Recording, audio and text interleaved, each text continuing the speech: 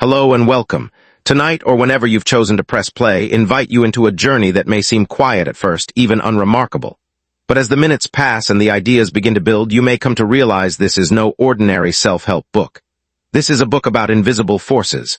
Forces so small, so seemingly trivial, they often pass beneath our awareness, yet they shape everything. Our identity, our days, our future. This is Atomic Habits, written by James Clear, a thinker, writer, and strategist whose life was quietly transformed not by grand resolutions, but by a slow, intentional accumulation of effort by habits. And that's the journey we're beginning together. Now imagine for a moment that you're watching a block of ice. It's been sitting in a freezing room. Temperature is slowly rising. Still nothing happens. 25 degrees, 26, 27, still nothing. 29, 30, and then 32. Suddenly a drop of water appears, not because of that moment alone, but because of all the silent effort that came before it. That's the power of compound growth. And that's the philosophy behind Atomic Habits. What is an atomic habit? The word atomic might sound explosive, but that's not the meaning we're after here. Think about atoms. The smallest possible unit of matter, tiny, foundational, an atomic habit. Then is a small behavior, a daily decision that may seem insignificant in the moment, but over time becomes the building block of a new identity. This book is not about massive overnight transformation. It's not about motivation hacks or 5 a.m. routines. It's about changing who you believe you are, one small action at a time. James Clear writes, "You do not rise to the level of your goals, you fall to the level of your systems." And that idea is quietly revolutionary. Because we've been told that setting big goals is what leads to success. But if systems don't support that goal, you fall every time. The goal to write a novel means nothing without the daily habit of writing. Dream of running a marathon fades fast if the system encourages comfort, not discipline. This book isn't about doing more. It's about doing better, smaller, wiser, smarter. And that's where James Clear's story begins. Story of recovery and revelation. Years before he became a world-renowned author, James Clear was just a teenager. He was standing on a baseball field like he had hundreds of times before. But one swing changed everything. A bat slipping from a teammate's hand struck him directly in the face. The damage was catastrophic. Shattered bones, a broken nose, dislodged eyes, a coma, and long months of painful recovery. His dreams of becoming a pro elite gone. His future uncertain. But in that moment of devastation, something surprising took root. James began to rebuild, not just his body, but his life through tiny, intentional habits. He didn't set massive goals. He didn't try to reclaim everything at once. Simply focused on showing up consistently, training a little each day, studying, reading, sleeping early, practicing self-control, slowly creating order out of chaos. It wasn't flashy, it wasn't fast, but it worked. Years later, that quiet dedication would form the basis of a powerful insight. Small habits, when repeated consistently, compound into identity. He became the type of person who was disciplined, focused, resilient, not because he willed himself to be, but because his systems, his habits supported that version of himself. The 4 laws of behavior change in Atomic Habits. Clear distills the psychology of behavior into a clear, practical framework. This is the heart of the book. The 4 laws of behavior change. Make it obvious, make it attractive, make it easy, make it satisfying. These laws map directly to how habits are formed in the brain through cues, cravings, responses, and rewards. And by understanding them, you can start reshaping your environment, your routines, and your identity. For example, want to read more books? Leave one on your pillow every morning. Want to enjoy working out? Pair it with music you love. Want to eat healthier? Prep meals ahead. Want to stay consistent? Track it with a calendar streak. Simple, yes, but powerful, and this framework works in reverse. TF, you want to break a bad habit, invert each law, make it invisible, make it unattractive, make it difficult, make it unsatisfying. What you can expect from this journey as we walk through this book, chapter by chapter, you'll notice something. We're not rushing. This isn't a quick fix. This is a journey of understanding. In each chapter, we'll explore the psychology, stories, and strategies behind real behavior change. You'll meet characters from history, sports, science, and everyday life who use tiny atomic habits to shift the course of their lives. You'll learn about the science of dopamine, the role of environment, and how habits are tied to your sense of identity. Most importantly, you'll begin to see how small decisions can shape who you are becoming. Because in the end, Atomic Habits is not a book about productivity. It's a book about possibility. It's about becoming the kind of person who doesn't just hope for change, but lives it one small, deliberate step at a time. So, take a deep breath. Let go of the pressure to fix everything. and come with me as we explore a quieter path to greatness. One habit, one choice, one day at a time. Welcome to Atomic Habits, Chapter 1, The Surprising Power of Atomic Habits. Let me ask you something. When was the last time you felt frustrated about your progress? You were trying to build a new habit, maybe working out, writing more, saving money, and despite your consistent efforts, it felt like nothing was changing. You were showing up and doing the work, but still no results. If that sounds familiar, you're not alone. James Clear opens Atomic Habits with a powerful truth that most people don't want to hear, but absolutely need to understand. Habits are the compound interest of self-improvement. That idea is the heartbeat of Chapter 1. It's the reason this book exists. Once you fully grasp it, you'll stop chasing instant breakthroughs. Instead, begin building quiet revolutions. To make this idea stick, Clear uses a brilliant metaphor, the ice cube. Imagine a room chilled to 25 degrees F. There's an ice cube sitting on a table. The temperature begins to rise. 26, 27, 28, 10, still nothing happens. The ice remains frozen. 29, 30, and even 31, there's no change. At 32, the ice starts to melt. The shift wasn't magical or sudden. It was the result of all the degrees that came before. That's how habits work. Your small actions might seem pointless or invisible, but they aren't wasted. They're stored energy, a series of quiet votes cast for the person you want to become. Eventually, if you stay consistent, the breakthrough happens. This process is what Clear calls the plateau of latent potential. It's that long invisible stretch between effort and results, the valley where most people give up. You might go to the gym for a month and see no difference. You journal or meditate and still feel anxious. You write daily and your work still feels awkward, so you quit. Not because the method failed, but because you gave up too early during the phase where progress was silently building beneath the surface. Clear reminds us when you finally break through the plateau of latent potential, people will call it an overnight success. But you know it's the result of all those quiet days you showed up. When it didn't seem to matter. That's why this chapter isn't motivational fluff, it's a quiet awakening. Here's another surprising insight. Goals don't work the way we think they do. Everyone wants to succeed. The athlete wants gold. The entrepreneur wants a thriving business. The writer wants to publish a bestseller. The student wants top grades. Goals are universal, but results rare. Why? Because goals don't determine successes. James Clear writes, you do not rise to the level of your goals. You fall to the level of your systems. It's a simple but profound distinction. Let's unpack that. A goal is the outcome you want. System is the set of habits and processes that lead to that result. If you're a runner, your goal might be to run a marathon. Your system is your training schedule. If you're a musician, your goal is to master an instrument. Your system is your daily practice. Want to be more present with family? The system could be your phone habits or how you block your time. The truth is goals can actually get in the way. Why? Because winners and losers often have the same goals. What separates them is the system. Also, achieving a goal is just a temporary change. For example, losing 20 pounds means nothing if your system leads you to gain it back. Goals restrict happiness. We tell ourselves, once I achieve this, then I'll be happy. But if we embrace systems, we can find joy in the process. Most importantly, goals are at odds with long-term growth. Once the goal is achieved, what keeps you going? Without systems, progress collapses. That's Clear. Encourages us to stop obsessing over results and start falling in love with the process. Now, we arrive at one of the most powerful ideas in the entire book. The real purpose of habits is identity change.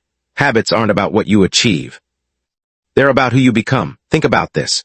Every action you take is a vote for the type of person you wish to become. Wake up early. It's a vote for being disciplined. Read daily. Vote for being a lifelong learner. Leave your phone during dinner. A vote for being present with loved ones. This is how identities are shaped. Not through a grand transformation, but through thousands of small, silent votes that accumulate over time. Clear also emphasizes that habit change isn't about motivation. It's about mechanics. It's your environment, your triggers, your friction, your routines. According to behavioral psychology, habits follow a four-step loop. Cue, craving, response, and reward.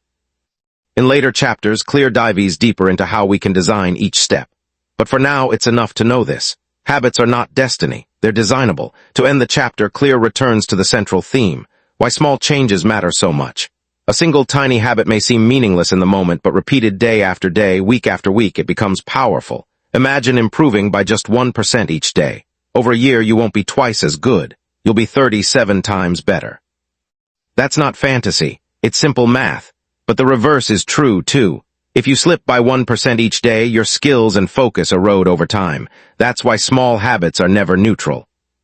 They're always moving. You'd worth something.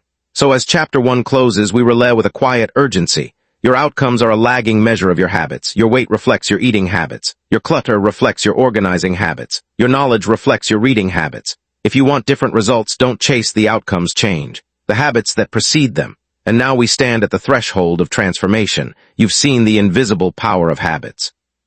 You've learned that massive change isn't built on sudden effort, but steady, silent practice. And you've begun to understand what James Clear ultimately wants for you.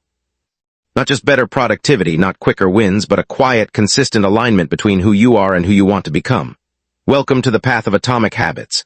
It's not explosive, but unstoppable, one small change at a time. Chapter 2. How your habits shape your identity. Let me tell you something most people never realize about change. We often assume that if we want to transform our lives, the first step is to change our behavior. So we make promises to ourselves. I'm going to work out more. I'll wake up early. I'll quit smoking, or I'll stop procrastinating. We try, we struggle, and despite our efforts, we frequently relapse. The reason for this failure lies deeper than the surface actions. James Clear offers a radically different insight into why lasting change is so difficult. According to him, real transformation doesn't begin with behavior. It begins with beliefs. In other words, lasting change comes from changing who you believe you are. To understand this, imagine 3 concentric circles, much like the rings of a tree. The outermost layer is focused on outcomes, what you get, like losing weight, writing a book, or running a marathon. The second layer is about processes, what you do, such as going to the gym, writing daily, or training weekly. The innermost and most powerful layer is identity, what you believe about yourself. I am a healthy person. I'm a writer. I'm an athlete. Most people work from the outside in. They start with goals, attempt to change behaviors, and hope that eventually their sense of self will change. But Clear flips this model entirely, asserts that true behavior change is identity change. If you believe you're a smoker trying to quit, relapse is likely because your self-image hasn't changed. Similarly, if you see yourself as a procrastinator who occasionally gets things done, you'll keep falling into the same patterns.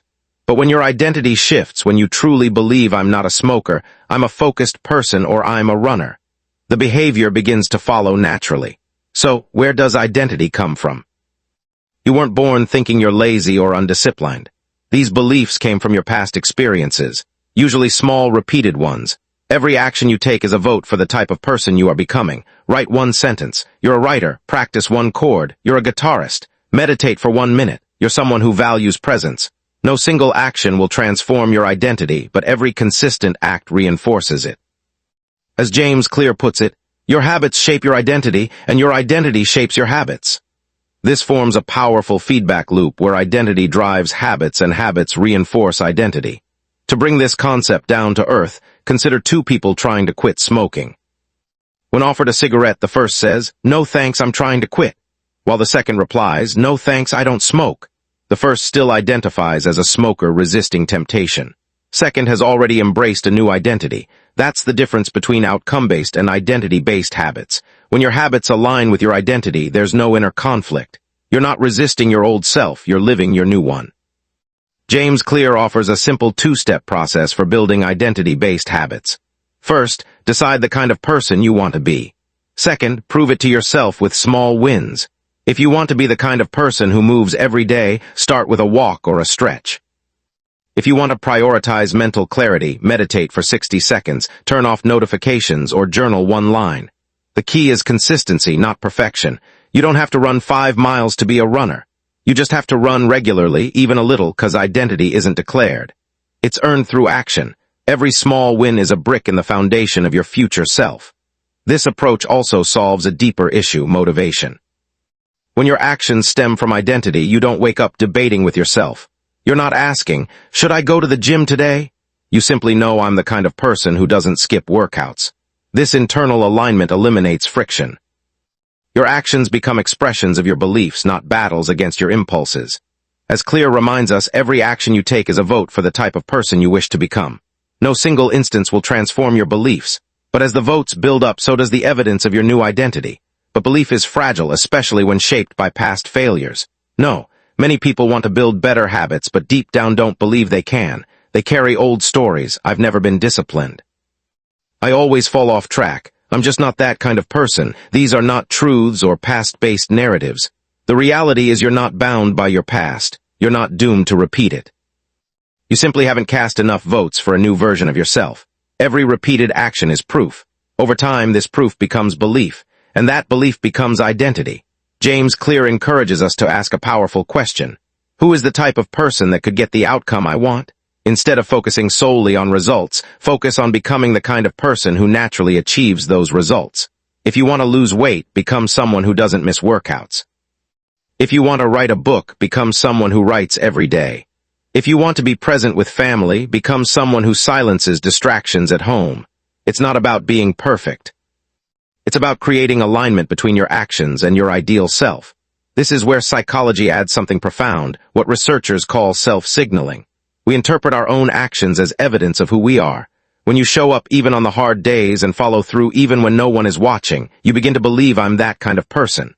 Once your identity shifts, your brain wants to stay consistent with that belief. You won't want to betray your new self-image. This creates a powerful internal compass, one that continues guiding you even when motivation fades. Ultimately, James Clear doesn't just teach how to hack habits. He teaches how to become someone new quietly, deliberately through repeated actions. As this chapter closes, remember habits aren't just tools for productivity. They are mirrors reflecting your identity. Every small habit is a vote for the person you want to be. You don't need to start big. You just need to start intentionally. Because when your identity is the foundation, your daily actions align with your future self. Change no longer feels like forcing something unnatural, feels like coming home. Chapter 3. How to build better habits in 4 simple steps. Think about a habit you have. Maybe it's brushing your teeth, checking your phone, reaching for coffee, or glancing at your reflection before walking out the door. Ease. Actions often happen without conscious thought. You don't pause to decide to simply respond. And that's where James Clear introduces something remarkable. Whether you realize it or not, every habit, good or bad, follows the same neurological pattern. This chapter is about decoding that invisible script and using it to your advantage. Because when you understand how habits work, you can learn to design them with intention and purpose. Hi, the habit loop. Decades of behavioral psychology from Pavlov to Skinner have uncovered a profound truth. Habits are not random. They follow a predictable loop consisting of 4 stages. Cue, the trigger that initiates the behavior. Craving, the motivational force or desire behind it. Response, the behavior you perform. Reward, the benefit that tells your brain, do this again. Here's a simple example to illustrate. You walk into a dark room you want to see. You flip the light switch. The room lights up. Your brain recognizes the success of the action and stores it, so next time it becomes automatic. Why this loop matters? Understanding this loop is powerful because it gives you control. If you want to build a good habit, you need to create a clear cue. Attach it to a strong craving. Make the response easy and ensure the reward feels satisfying. If you want to break a bad habit, you reverse the process. Make the cue invisible, the craving unattractive, the response difficult, and the reward unsatisfying. But James Clear takes this even further by transforming this neurological pattern into a practical tool called the 4 laws of behavior change, a framework that helps anyone trying to form or break a habit. The 4 laws of behavior change. Here are the 4 laws, each corresponding to a stage in the habit loop. Make it obvious you can't act on what you don't notice. Visibility is the first step. Want to go to the gym? Lay out your clothes the night before. Want to drink more water? Keep a bottle where you can see it. Make it attractive. We're drawn to things that are appealing. Pair your habit with something enjoyable, like listening to your favorite playlist while working out or enjoying a treat after completing a task. Make it easy. Simplicity wins. Reduce the friction. Start small. Want to write a book? Start with 1 sentence. Want to cook healthy? Prep just 1 ingredient. Momentum matters more than intensity at the beginning. Make it satisfying. Your brain needs to feel good about the action. Immediate rewards reinforce behavior. Track your progress visibly or reward yourself emotionally. Whatever helps your brain associate the habit with a positive outcome. Why this works? The science behind the simplicity this method works because it aligns with how the brain is wired. Your brain loves patterns. It can repeat effortlessly. Reward signals release dopamine, reinforcing the loop and encouraging repetition.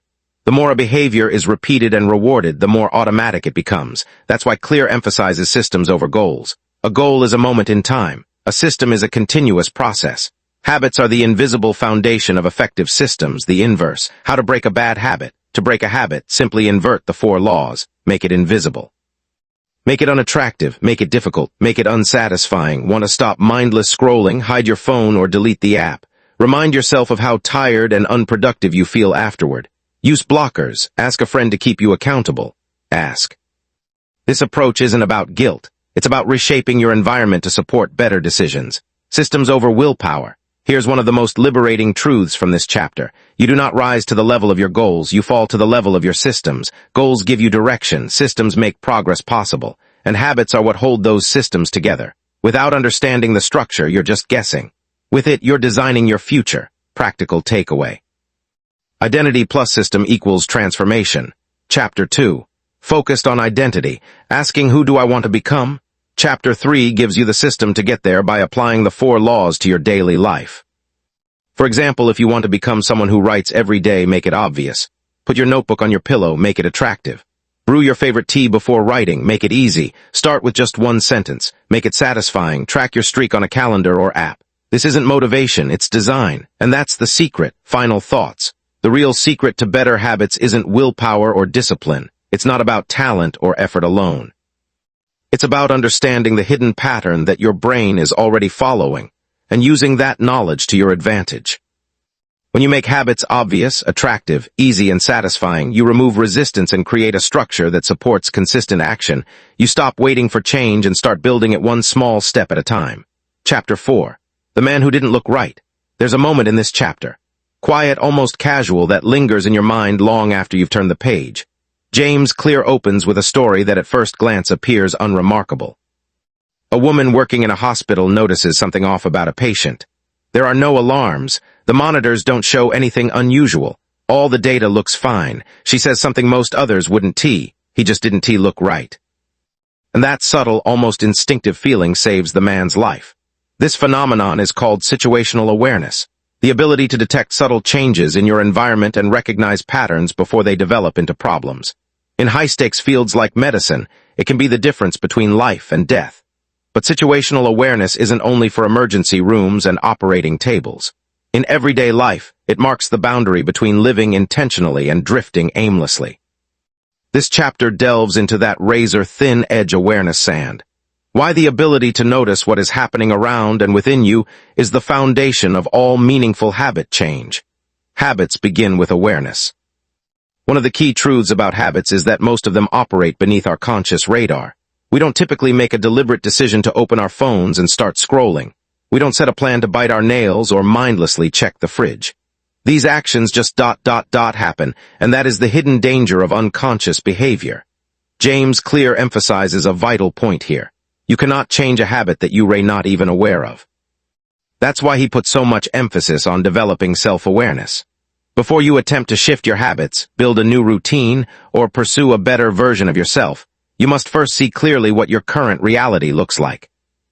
The Habit Scorecard, bringing the invisible to light to aid this process of self-discovery. Clear introduces a deceptively simple yet powerful tool, the Habit Scorecard. The instructions are straightforward. Write down every habit you typically perform in a day. Then label each one as positive, negative, or neutral. For example, wake up, drink water, skip breakfast, commute to work, read during lunch, watch YouTube for an hour, brush teeth. That's it. The goal here is not to pass judgment or shame yourself into change. The goal is simply to see yourself more clearly. This exercise allows you to become the observer of your own behavior rather than just the performer of it. And when you finally see the full picture, a powerful shift occurs. You stop blaming yourself in vague, unhelpful ways, telling yourself you're just lazy or undisciplined. Instead, you begin to notice systems. You might realize, oh, I always open TikTok after lunch, or I snack the most when I sit in the living room. These are not random. They are cues. Recognizing cues is the essential first step toward rewiring your habits. Awareness, the hidden superpower. Let's take a step back and reflect on this. Habits shape our lives, but our awareness shapes our habits. James Clear quotes Carl Jung, "Until you make the unconscious conscious, it will direct your life and you will call it fate." That insight echoes through every part of this chapter. Many of the problems we face, procrastination, distraction, overeating, poor sleep, aren't actually failures of discipline or motivation. They're failures of awareness. Awareness is like a form of pattern recognition, and once you recognize a pattern, you can redesign it. How identity ties into awareness. Back in Chapter 2, Clear introduced the concept that true lasting habit change is tied to identity. In this chapter, that idea takes on deeper meaning. Let's say you've become aware of a habit loop you follow almost every night. Netflix gives snacks, gives scrolling, gives guilt. Most people try to escape this loop through sheer willpower by deleting apps, throwing out the snacks, or making promises to themselves. But Clear offers a more effective approach. Don't just change the behavior. Change your awareness of what the behavior does for you and what it says about your identity. Ask yourself, what is this loop doing for me? What emotions am I feeling when I start it? Who do I believe I am in this moment? Maybe that loop soothes your anxiety. Maybe it numbs feelings of loneliness. Maybe it reinforces a quiet belief that you always give in or never follow through. Suddenly, what looked like a simple bad habit reveals itself as a story you've been telling about who you are. Because habits are not only actions, they are also reflections of identity. And now we circle back to the story that opened this chapter. The nurse who saved her patient did so not because of data or machines, but because she had developed a deep awareness. She had absorbed countless patterns over the years and sharpened her senses to the point that she felt when something was wrong. Even if she couldn't immediately explain why, that's the level of awareness we're working toward. Doesn't happen in a day. It builds slowly through repeated small acts of noticing. The practical tool implementation intention. Once you become aware of a habit you want to change, the next step is to make that habit intentional.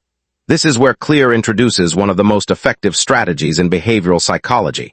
Implementation intentions. Instead of vaguely hoping to change, you set a concrete plan using this formula. I will behavior at time and location. Examples: I will do 10 push-ups at 7:30 a.m. in my bedroom. I will write for 15 minutes at 8:00 p.m. at my desk. It may sound overly simple, but the data is overwhelmingly clear. People who make specific scheduled plans are dramatically more likely to follow through. Why is that? Because vague intentions get steamrolled by the momentum of daily life. Clear, deliberate plans give shape to our goals. Take the awareness we've developed and channel it into action. Implementation intentions are how awareness becomes transformation, from awareness to accountability. As the chapter draws to close, there's a subtle yet powerful shift in tone. Once you start seeing your habits clearly, once you name them and plan around them, your entire environment begins to evolve. Your sense of self begins to shift. You are no longer simply reacting to the world. You are designing your life. This isn't about fighting old habits with brute force. It's about replacing confusion with clarity. And that clarity, James Clear reminds us. So it often separates those who succeed from those who don't. So take a moment as you finish this chapter. Breathe, reflect, ask yourself, what are your current habits telling you about your identity? Which ones support the person you want to become? Which ones are holding you back? Perhaps most importantly, can you see yourself clearly enough to begin again this time intentionally? Because awareness is not flashy. It doesn't scream for attention, but in the quiet, steady way that truly matters. It shapes everything. Chapter 5. The best way to start a new habit. You wake up and reach for your toothbrush. After your shower, you naturally turn toward the kitchen. Following your morning coffee, you might instinctively check your phone. These moments are not random. They're anchors, embedded rhythms in your day that happen almost without conscious thought. What James Clear highlights in this chapter is just how powerful these anchors truly are. With a small shift in design, they can serve as the foundation for any new habit you wish to adopt. This chapter introduces the concept of habit stacking, a method so straightforward and effective that it becomes the silent structure behind lasting personal change. The power of anchoring. Why when matters more than what? Clear begins by pointing out a critical misunderstanding. Most people believe they lack motivation, but in reality, they lack clarity. We often declare our intentions. I want to read more. I want to meditate. I want to eat healthier. But we rarely define when and where these habits will take place. Without specific anchors in time and space, these intentions float unmet. This is where the concepts of implementation, intentions, and habit stacking prove essential. Rather than building a habit from nothing, you attach it to something you already do. It's not about inventing a new routine, but about fitting a new action into the structure that already exists, like placing a final piece in a puzzle. Habit stacking, the formula that builds behavior. Clear introduces a powerful yet simple formula. After current habit, I will new habit. That's the entire strategy. Consider the following examples. After I pour my cup of coffee in the morning, I will meditate for 1 minute. After I take off my work shoes, I will immediately change into workout clothes. After I brush my teeth, I will write down one thing I'm grateful for. After I sit down to dinner, I will say one kind thing to my partner. This method works because your brain already recognizes and trusts the original cue. You've performed these anchor behaviors hundreds of times. Now, by sliding a new behavior into the sequence, the brain begins to adopt it automatically. Over time, this pairing becomes second nature, which is the essence of habit formation. Reliable cues triggering consistent actions. Why timing and location matter more than willpower. Research cited by Clear emphasizes that the specificity of a cue greatly increases the likelihood that a habit will stick. Compare these two statements. I'll meditate every day versus I'll meditate for 1 minute after I pour my morning coffee at 7:00 a.m. in the kitchen. The latter is far more actionable. It's not about relying on motivation. It's about reducing friction. When the steps are clear and flow smoothly, your brain will follow through with minimal resistance. This isn't about forcing change. It's about designing it into your life. How to choose the right anchor habit. Not every existing habit is a strong anchor. Some are inconsistent, lack a defined time or place, or are emotionally draining to build a reliable habit stack. Your base habit should be stable, occur in a consistent location, and be emotionally neutral or positive. Examples of ideal anchor habits include waking up, brushing your teeth, making coffee, taking a shower, closing your laptop, turning off the TV, and getting into bed. Once you've identified a strong anchor, simply pair the new habit directly after it. The neuroscience of cues and routine beneath the surface, something fascinating is happening in your brain. Every time you respond to a cue with a repeated action, your brain begins forming a chunk of behavior and neural loop that ties the cue to the action. With each repetition, the connection strengthens, and the behavior becomes more automatic. Eventually, the cue alone will trigger the habit. This is how a deliberate choice becomes second nature, requiring less mental energy. Habit stacking accelerates this process by using trusted cues to forge these connections quickly and reliably. Habit stacks and identity. This method also connects deeply with the concept of identity-based habits introduced earlier in the book. Every habit you perform is a vote for the kind of person you want to become. If you stack reading after making coffee, journaling after brushing your teeth, or doing push-ups after turning off your work laptop, you're reinforcing identities like I'm a reader, I'm mindful, or I take care of my health. Habit stacking then becomes more than a behavioral tool. It becomes a daily narrative about who you are becoming. Experimenting with your stack, a realistic approach. Clear advises starting small. Don't attempt to stack 10 habits at once. Begin with one habit so small it almost feels silly. One push-up, one page, one breath. Once that small stack becomes stable, you can expand. For example, a larger chain might look like this. After I pour my coffee, I will meditate. After I meditate, I will write in my gratitude journal. After I journal, I will open my laptop and begin my most important task. This is a habit chain, a sequence that builds momentum through your day. But the effectiveness of the chain depends on the strength of the first link. Start small, start anchored, stacking for removal using the same technique in reverse, although the chapter primarily focuses on building new habits. The same method can be used to break undesirable ones. If you tend to scroll social media after breakfast, try inserting a positive replacement. After I finish breakfast, I will take a 5-minute walk. This disrupts the existing cure-response loop and replaces it with a healthier alternative. Over time, the craving diminishes as the brain no longer associates the cue with the old behavior. Again, the strategy isn't about force, about thoughtful design. Final thoughts, you are what you repeat. As this chapter concludes, Claire emphasizes a central idea. You don't need more willpower. You need better systems. These systems begin with small, intentional, and well-placed cues. A new habit doesn't start with a massive decision. It starts with a simple, actionable formula. After this, I will that. This is how you shape your future, not with dramatic shifts, but with subtle, consistent anchors. So ask yourself, what can you stack today? What steady anchor already exists in your life that could carry a new behavior? Start there. Remember, it's not about intensity. It's about consistency, because the true architecture of identity is built from tiny habits stacked and repeated with purpose. Chapter 6. Motivation is overrated. Environment often matters more. You walk into a room without a thought. You flip on the light. You enter your kitchen and suddenly feel like snacking. Even if you weren't hungry a second ago, you sit on the couch and without thinking, reach for the remote. That's not your motivation at work. That's your environment. And in this chapter, James Clear makes a case that can transform your habits not by changing you, but by changing what surrounds you. The myth of willpower. Let's start with a hard truth. Most of us overestimate motivation and underestimate design. Clear points out something most of us know deep down. We rarely choose habits in a vacuum. We respond to the environment around us. If the chocolate is on the counter, we eat it. If the phone is face up next to us, we check it. If the book is in the drawer, we forget it exists. Motivation fails when the environment works against us. But when the environment is designed for our habits, our success feels effortless. That is the shift Clear wants us to make from how can I stay disciplined to how can I design my space so that good habits are the default. The environment has a silent architect of behavior. Think about how a casino is laid out. There are no windows, no clocks. The lighting is soft, the sound is muffled, and the slot machines are placed at strategic intersections. Why? Because the environment has been engineered to keep you inside, disoriented, and playing. Now flip that idea. What if you engineered your surroundings, but for your benefit?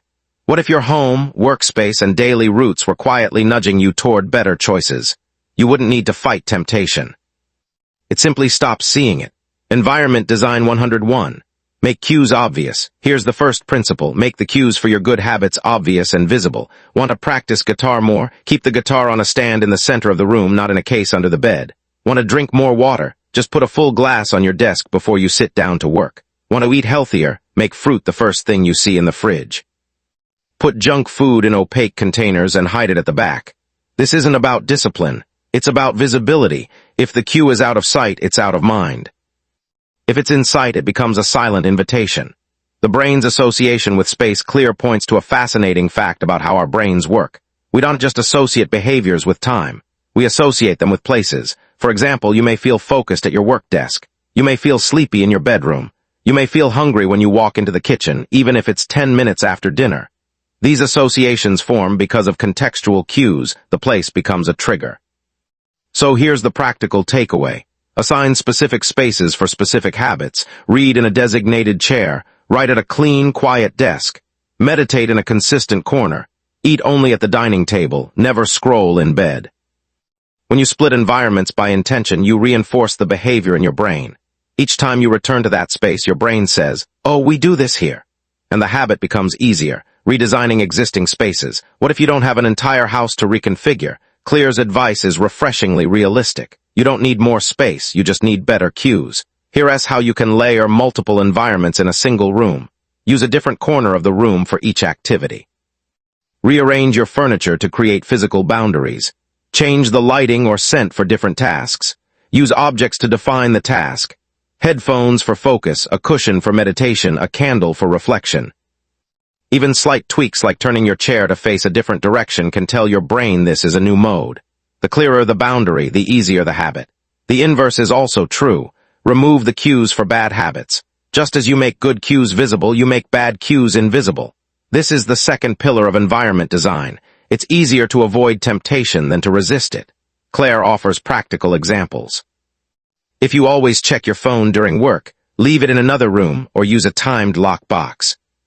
If you binge TV at night, unplug the TV or remove the batteries from the remote. Social media pulls you in, log out every time or delete the app from your home screen.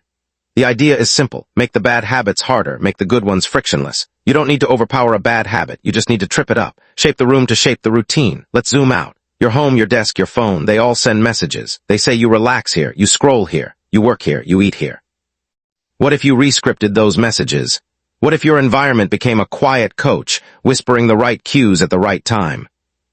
Here's how to begin. Walk through your home or office. Ask, what habit is this space encouraging? Ask again, what habit could it be encouraging? Make one small change. Maybe that means putting your journal on top of your laptop, laying out workout clothes the night before, keeping only one tab open on your browser. You don't need a remodel. You just need a redesign of intention. Make each space serve a single purpose. One of Clear's strongest suggestions. Avoid mixing contexts. Don't eat at your desk. Don't work in bed. Don't scroll while you read. Why? Because mixed signals weaken your habits. When your brain can't distinguish a space's purpose, it becomes harder to stay focused and easier to fall back into passive behavior. So even if you live in a single room, create zones, a reading corner, a writing desk, a sleeping area. Let each one send a single silent message. This is who you are here. Your environment is always evolving. So should your design finally clear reminds us environment design isn't one and done. It's ongoing. Your needs change, your routines change, your life changes. So revisit your spaces regularly. Ask, is this space still serving the habit I want? What's distracting me here? What small change would make this easier? Remember, the design is never final. It evolves with you. Summary, let the space do the work. Let us end with a recap of what you've learned in this chapter. Willpower is a poor long-term strategy. Environment is a quiet, consistent force. Hues drive behavior, so make the good ones obvious and the bad ones invisible. Assign each space a specific purpose to reinforce identity-based habits. Start small. One space, one tweak, one habit at a time. The question isn't, how do I stay disciplined? The better question is, how can I make it easier to do the right thing? And often the answer isn't internal. It's right in front of you. As you move forward, consider what is your environment saying to you, and what could it say if you rearranged it with purpose? Because your habits aren't just shaped by what's inside you, they're shaped by what surrounds you. Chapter 7. The Secret to Self-Control. We often admire people who appear to have extraordinary self-control.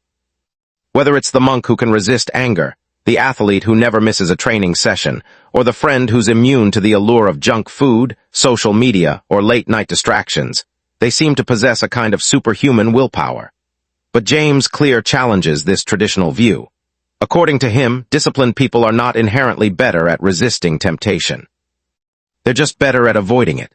Let that idea settle for a moment. The truth is most people who seem to have great willpower aren't constantly fighting urges. They've simply created a life where those temptations don't regularly arise. This Clear argues is the real and often misunderstood secret to self-control. The illusion of willpower. Consider this scenario. There's a plate of warm, inviting donuts on your kitchen counter.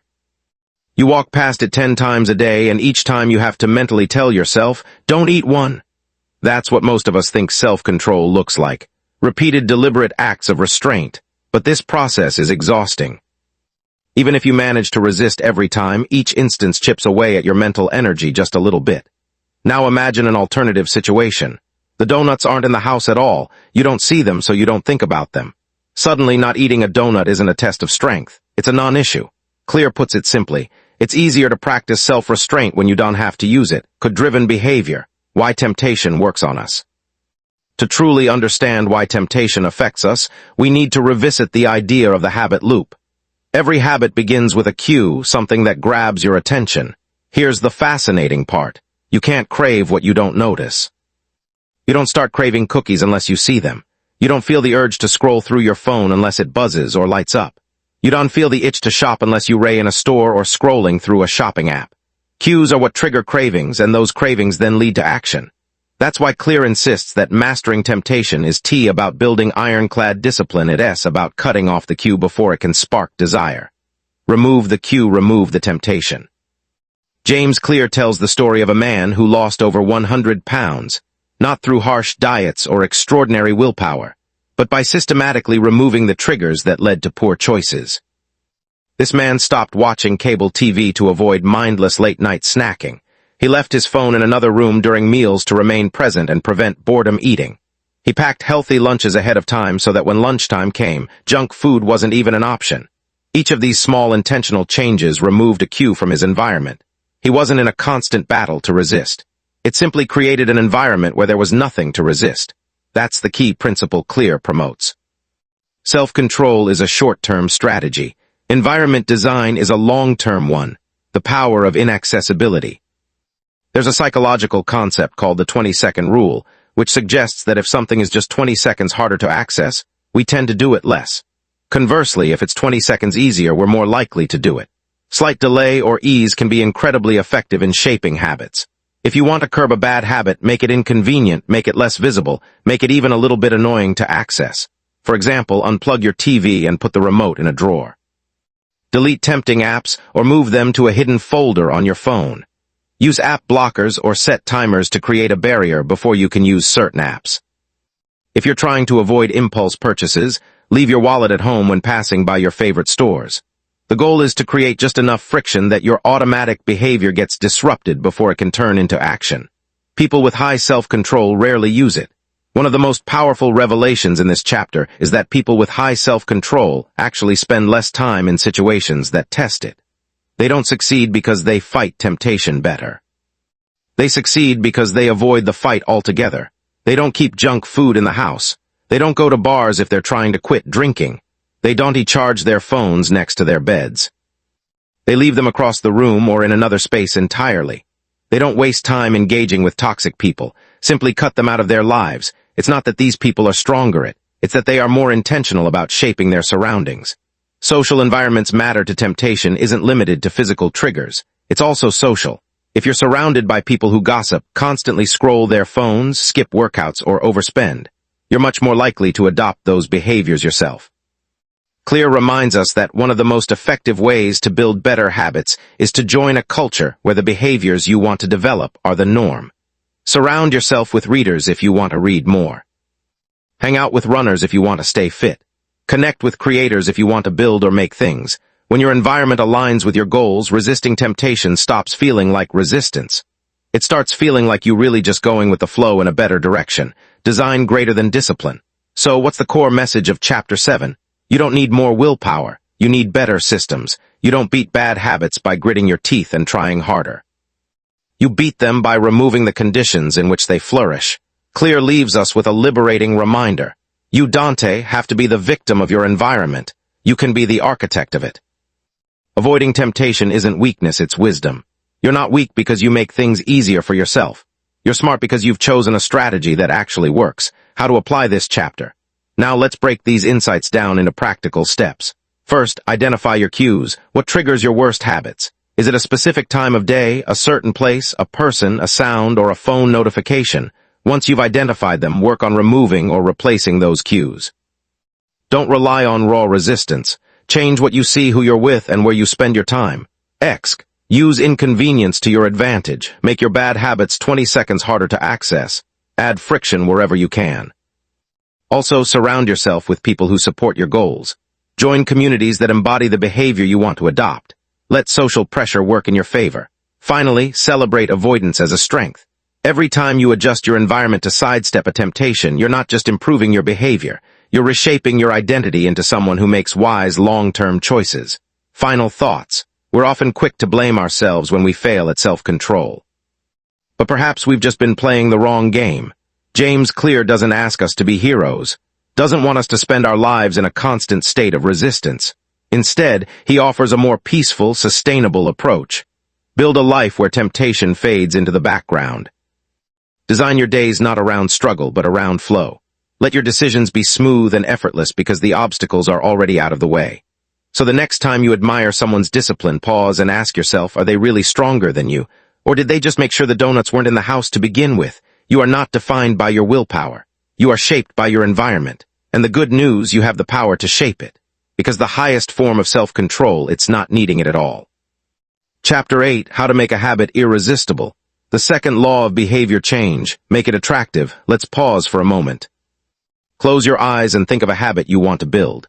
Maybe it's exercising daily, eating healthier, reading every night, or practicing gratitude. Now ask yourself, does that habit feel attractive? Or does it feel like a chore, a duty, something you should do rather than something you want to do? James Clear points out a vital truth. The more attractive an opportunity, the more likely it is to become habit-forming. So what actually makes something attractive? Here's the thing. Habits don't stick just because they're good for us. They stick because they're emotionally rewarding. They feel good. And for something to feel good, we need to understand how cravings work. Habits are not about the action. They're about the anticipation. This might surprise you. It's the anticipation of a reward, not the fulfillment of it, that gets us to act. Think about it. We don't actually crave the act of checking social media. We crave the feeling of connection, validation, and novelty that comes with it. We don't crave brushing our teeth. We crave the feeling of a clean, fresh mouth. We don't crave opening a workout. AP crave the feeling of energy, pride, or relief that comes afterward. Craving comes before action. It's the emotional part of our brain lighting up, whispering, this will feel good. So if you want to build better habits, you have to make them emotionally appealing before you even do them. That's where the magic starts. The role of dopamine. Let's dive into brain chemistry briefly. Dopamine is often called the pleasure chemical, but a more accurate term might be the anticipation chemical. When a cue promises a reward, your brain releases dopamine even before the reward actually arrives.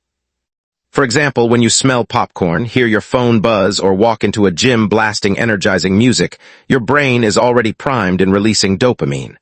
The result? High dopamine levels create high motivation.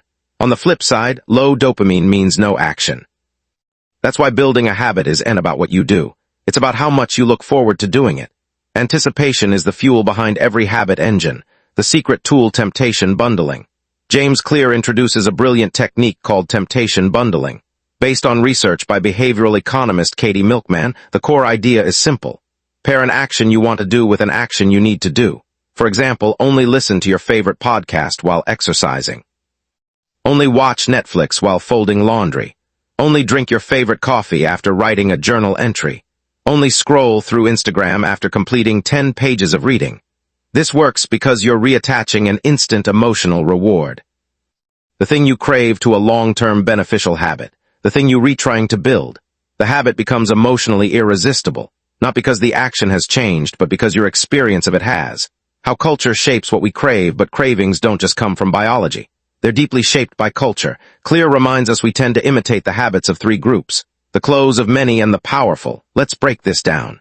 First, the clothes. We adopt behaviors from the people we see every day. If your partner meditates, you're more likely to start meditating. If your roommate eats clean, you'll find yourself reaching for healthier meals. Proximity breeds imitation. Then comes the many. Social proof is incredibly powerful. If everyone in your office takes afternoon walks, you'll probably want to join them. If all your friends use a budgeting app, your curiosity will kick in. We crave belonging even more than we crave discipline. Finally, we have the powerful. We mirror the habits of people we admire or aspire to. Be fitness influencers, CEOs, spiritual teachers, authors. Their habits feel attractive not just because of results, but because those actions represent identity. So if you want to build irresistible habits, place yourself inside a culture where those habits are the norm. Oh, let the environment and people around you carry you forward. Make the habit the reward. James Clear emphasizes a beautiful idea. You can train yourself to crave the habit itself, not just the outcome. How do you do that? By making the experience emotionally rewarding and enjoyable. Track your progress. Visually use habit streaks, journals, or charts. Reward yourself immediately after completing the habit. Even small praise works wonders. Use affirming self-talk like I'm the kind of person who shows up. Keep the tone light. Play music. Add creativity. Use small rituals to signal the habit. Over time, the habit itself becomes the reward. Not because of external outcomes, but because it simply feels good to be the kind of person who does that thing. How to make any habit more attractive. James Clear gives us a simple yet powerful formula. Habits equals cue plus craving plus response plus reward. So to make it attractive, your job is to focus on the craving layer. Here's how you do it. Use temptation bundling. Link something you want with something you need. Join a community. Let cultural norms do the heavy lifting for you. Create rituals. Add joy, humor, or music to the experience. Visualize the benefit. Remind yourself of the emotional state that follows the habit. Firm your identity. Say aloud, "This is who I am." Now, these tweaks might seem small, but that's the point. Tiny shifts in emotion lead to massive long-term traction. Final thoughts. Make the emotion work for you. Here is what this chapter ultimately teaches us. We don't act out of logic. We act out of emotion. Habits stick when they're emotionally magnetic. They don't feel like chores, but like rewards. You don't need more willpower. You need more desire. The best part is you can engineer that desire, can shape it through your environment, community, and emotional experience. So the next time you struggle to build a good habit, don't ask yourself how to be more disciplined. Ask instead, how can I make this feel good before it even happens? Because your brain doesn't care what's good for it. It only cares what feels good. And the beautiful truth, you can design that feeling, can build that craving, and once you do, the habit will follow. Habits begin with emotion. Let yours begin with joy. Because when a habit becomes attractive, it becomes inevitable. Chapter 9. The role of family and friends in shaping your habits. When we think about changing our habits, we often imagine it as a deeply personal journey, a solo project that requires willpower, discipline, and private determination. It's something we believe happens within us as an internal decision. But James Clear introduces a powerful perspective that challenges this assumption. He writes, "One of the deepest human desires is to belong. This desire to belong to a family, a group of friends, a team at work, or even an online community holds tremendous sway over how we behave. People around us, often without us even realizing it, influence our actions in profound ways. The truth is, you can set out to change your habits alone, can make all the right plans and set clear goals. But if the people closest to you, a tribe you live, work, or socialize with aren't aligned with that goal, the gravitational pull of wanting to fit in can overpower even the strongest sense of motivation. This chapter is about recognizing and using that invisible force of social influence. It's about understanding how your relationships shape your behavior and how you can turn that force to your advantage. Think about your own habits for a moment. Now ask yourself, where did they come from? You might find that many of your daily routines aren't entirely your own creation. Maybe you drink the same kind of coffee your partner likes. Perhaps your workout habits soar. Lack of them mirror those of your closest friends. Your approach to money, whether you save, spend, or shop impulsively, might closely resemble that of your family or social circle. Even the way you speak, dress, and behave is likely influenced by the people you spend the most time with. This isn't just coincidence.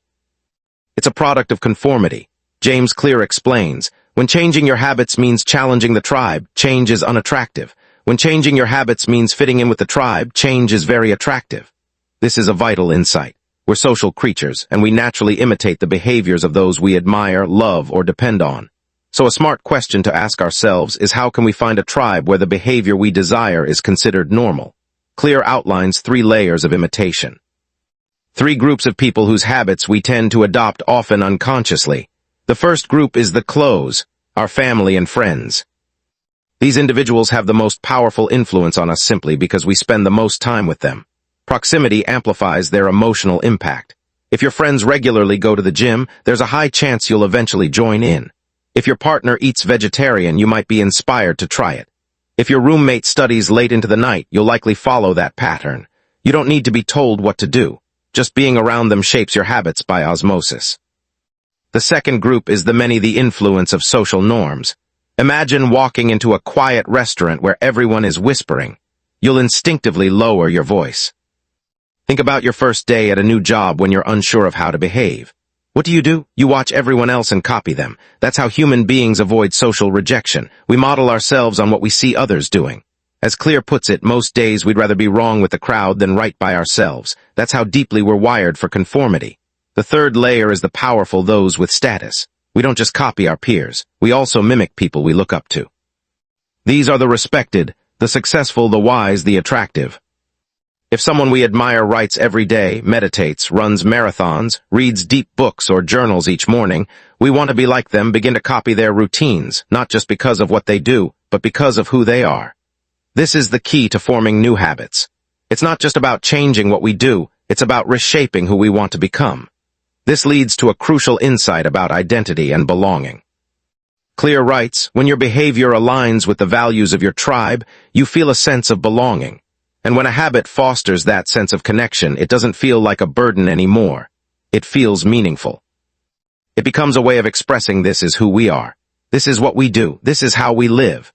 So take a moment and reflect. Who are the we in your life? What habits define your current tribe? Are those habits moving you closer to or further from the person you want to become? Sometimes the biggest change isn't about switching up your daily routine. It's about changing your room, the people you spend your time with. Thankfully, Claire Docenti leave us with just the theory. He gives us practical strategies on how to use the tribe to our advantage. First, he recommends joining a group where your desired behavior is the norm. If you want to write more, join a writing group. If you want to lift weights, go to a gym where people consistently train. If your goal is to save money, surround yourself with frugal individuals. Don't fight against the force of social pressure. Instead, redirect it to support your new identity. Second, create shared goals. People are more likely to stick with habits when they're part of a collective mission. Start challenges with others. Invite accountability partners. Stay in touch through group chats. Make your personal progress part of a larger story that's shared and supported. Third, celebrate shared victories. When everyone in your group feels proud of a collective achievement, the emotional boost enhances motivation. The tribe reinforces the behavior not just with logic, but with excitement, celebration, and shared pride. This is the kind of positive reinforcement that habits thrive on. But what happens when your current tribe resists your change? This is a painful and very real situation. Clear is honest about it. Unsurprisingly, you'll find it hard to go against the grain. And sometimes changing your habits means reevaluating your relationships. There are a few things you can do in this situation. You can lead by quiet example, hoping others may follow your lead over time. You can seek new communities and add layers of support without necessarily cutting ties with everyone. And you can strengthen your personal identity, affirming to yourself who you are becoming, even if others don't recognize it yet. Claire delivers one of the most powerful lines in the chapter when he says, "It's hard to change your habits if you never change the group you belong to." That statement may sting, but it's also incredibly empowering because it reminds us that we always have a choice. We can choose the environments we step into. We can choose the people we align with. This chapter isn't about manipulating others or giving in to peer pressure. It's about social design. Intentionally placing yourself in environments that make your desired identity feel natural, accepted, and even expected. As James Clear emphasizes throughout his book, behavior is driven by belonging. So the next time you aim to change something about yourself, ask, is there a tribe that already lives this way? Can I become part of their world? Because when your new habit becomes the cost of entry into a community you admire, you'll adopt it not reluctantly but eagerly, consistently, and deeply. And that's when real change happens. That's when transformation becomes not just possible but inevitable. Because as Clear concludes, you don't rise to the level of your goals, you fall to the level of your systems. And often your strongest system is the people around you. Chapter 10. How to find and fix the causes of your bad habits. James Clear opens this chapter with a powerful insight. Bad habits are autocatalytic. The process feeds itself. This means that bad habits often perpetuate themselves in a self-reinforcing loop. Picture this. You feel anxious, so you scroll your phone. Then you feel guilty, which only leads you to scroll more. Or you might feel bored, so you snack. Then you feel sluggish, and again you reach for food. These behaviors are not random, nor are they simply signs of weakness. They are loops, repetitive patterns that have become automatic through reinforcement over time. Understanding this loop is crucial because before we can hope to break it, we must first accept a foundational truth. Every behavior has a reason, even the negative ones. This is why this chapter holds such importance. It reminds us that lasting change doesn't come from brute force or willpower, but from awareness. Clear then revisits a foundational concept in behavioral science, the habit loop. He explains that every habit, whether good or bad, follows a consistent pattern. Cue gives craving, gives response, gives reward. The cue is the trigger, something you experience, whether it's something you see, feel, or go through. The craving is the desire sparked by the cue, usually a desire to change your internal state. The response is the action or habit you perform, and the reward is the feeling of relief or satisfaction you get from it, even if it's only temporary. For instance, let's say you receive a stressful email cue. You want some relief or distraction craving. You then open YouTube or reach for junk food response. You feel momentarily better reward, though the stress eventually returns. This loop shows us clearly where we can intervene. Clear advises starting with the cue by identifying and becoming aware of our triggers. We reclaim our power to choose differently. The first actionable step Clear provides is awareness cultivated through habit reflection. Before changing a bad habit, you need to observe it clearly. That's why he introduces the concept of building a habit awareness muscle with a simple but effective tool, the habit scorecard. Start by writing down your daily habits. Beginning from the moment you wake up, for example, wake up, check phone, make coffee, scroll social media, brush teeth, skip breakfast, commute while anxious, arrive late, then label each habit as good plus bad or neutral equals. The goal here isn't to judge yourself or try to fix anything right away. It's to observe, to learn to see your habits for what they really are. Over time, especially with destructive or unhealthy habits, repetition makes them invisible. You stop noticing them. They just happen automatically. But the habit scorecard shines a light on these patterns, bringing them back into conscious awareness. Next comes the task of identifying the true cue. Here's where things get particularly insightful. Most bad habits don't begin with the behavior itself. They begin with a feeling. As Clear explains, many of our bad habits are coping mechanisms for dealing with emotions such as stress, boredom, anxiety, or loneliness. You might think your habit is, I smoke when I'm on break, but underneath it's really, I need a moment to decompress and feel in control. Or you may say, I stay up late watching TV, but the deeper truth is I'm dreading tomorrow and trying to delay it. The key here is to stop asking why is this behavior bad, and instead ask, what problem is this habit trying to solve? Or what emotion is this habit helping me escape? Or what deeper need is this behavior pointing to? These reflective questions often lead to breakthroughs, revealing the emotional architecture behind your habits. Once you've identified the cues and emotional drivers, you can begin to cut bad habits off at the source. This involves making intentional changes to your environment before the craving even begins. Clear shares some of his favorite strategies for this. The first is to make the cue invisible. If you're trying to stop eating junk food, don't leave. Chips out on the kitchen counter. If you want to stop checking your phone in bed, keep it out of your bedroom. If you want to avoid doom scrolling, log out of apps or hide them. As Clear puts it, it's easier to avoid temptation than to resist it. This is what he calls upstream change. You don't just try to fix the behavior after it started. You alter the conditions that allow it to happen in the first place. The second strategy is to redesign your space to make better behaviors more convenient. Keep books by your bed instead of your phone. Place healthy food where it's easily visible and accessible. Put a yoga mat near your workspace. These are small changes, but they help reinforce the identity you want to build by shaping your environment to support that identity.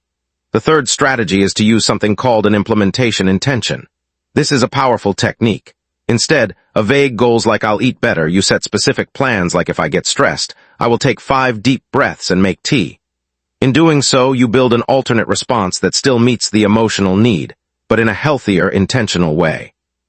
Sometimes, though, changing your environment isn't enough because the cue exists within you and your emotions. Clear challenges us to build emotional resilience, which means learning to deal with your feelings in new ways. This means sitting with boredom instead of reacting to it. It means noticing cravings without immediately responding. It means observing your stress rather than trying to suppress it. And it means naming your emotions rather than acting them out through behaviors. This goes beyond habit work. Kit becomes inner work. Ultimately, changing habits means changing identity, and that's deeply emotional work. Claire illustrates this with a powerful story of a sales manager who used to eat candy from her desk every afternoon. At first, it seemed like a basic sugar craving, but after some reflection, she realized this happened only after her boss passed by with a harsh look. The candy wasn't just about sugar. It was a comfort against anxiety. She couldn't control her boss's behavior, but she could notice the pattern and build a new one, taking deep breaths, placing a note of affirmation on her monitor, and making tea instead of grabbing candy. This was a small shift, but it led to a big change. It's a perfect example of the art of noticing instead of fighting, replacing instead of repressing. In his final reflections, Clear reminds us that bad habits are not signs of failure. They are signs of unmet needs. If we want to change them, we must go upstream. To go upstream, we must first get honest. We must pause and reflect. The bad habit itself is not the real enemy. It is a messenger. So the next time you catch yourself mindlessly scrolling, biting your nails, procrastinating, or falling back into an old behavior, don't beat yourself up. Instead, gently ask yourself, what am I really needing? What triggered this? Can I meet this need another way? That is the beginning of deep and gentle transformation. Our lives are built in patterns. And the good news is patterns can be redrawn one cue at a time, one choice at a time. As Clear concludes, you do not rise to the level of your goals, you fall to the level of your systems. And those systems always begin with awareness. Chapter 11. Walk slowly but never backward. James Clear opens this chapter by presenting a deeply resonant truth. Success is the product of daily habits, not once-in-a-lifetime transformations. However, this idea stands in stark contrast to what most of us have been conditioned to believe. Society often trains us to expect major life changes to happen through big moments, cinematic breakthroughs, and dramatic turning points. We're told to look for transformation in the form of overnight success stories or pivotal life events. But the reality of true change is far quieter. Real transformation comes through the slow grind, the unglamorous commitment to showing up every day, especially when it feels like nothing is changing. Claire introduces a profound concept here, one that sheds light on why most people give up on their goals, the plateau of latent potential. To illustrate this idea, he asks us to imagine trying to melt an ice cube sitting on a table in a cold room. At 25 degrees F, nothing happens. At 26 degrees F, still nothing. You try again at 27, 28, 29 degrees, and yet the ice remains solid. You're working, sweating, staying consistent, but the results remain invisible. Then suddenly, at 32 degrees F, the cube melts. It might appear that the melting happened in an instant, but the real work, the true transformation, was happening all along. Clear explains, complaining about not achieving success despite working hard is like complaining about an ice cube not melting when you heated it from 25 to 31 degrees.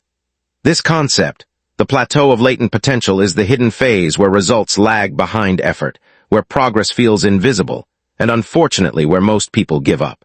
Clear names this psychological trap the valley of disappointment. It's the gap between what we expect to happen and what we actually experience. This is where most habits die. You've been eating healthy for weeks and see no weight loss. You've been writing every day but still have no readers.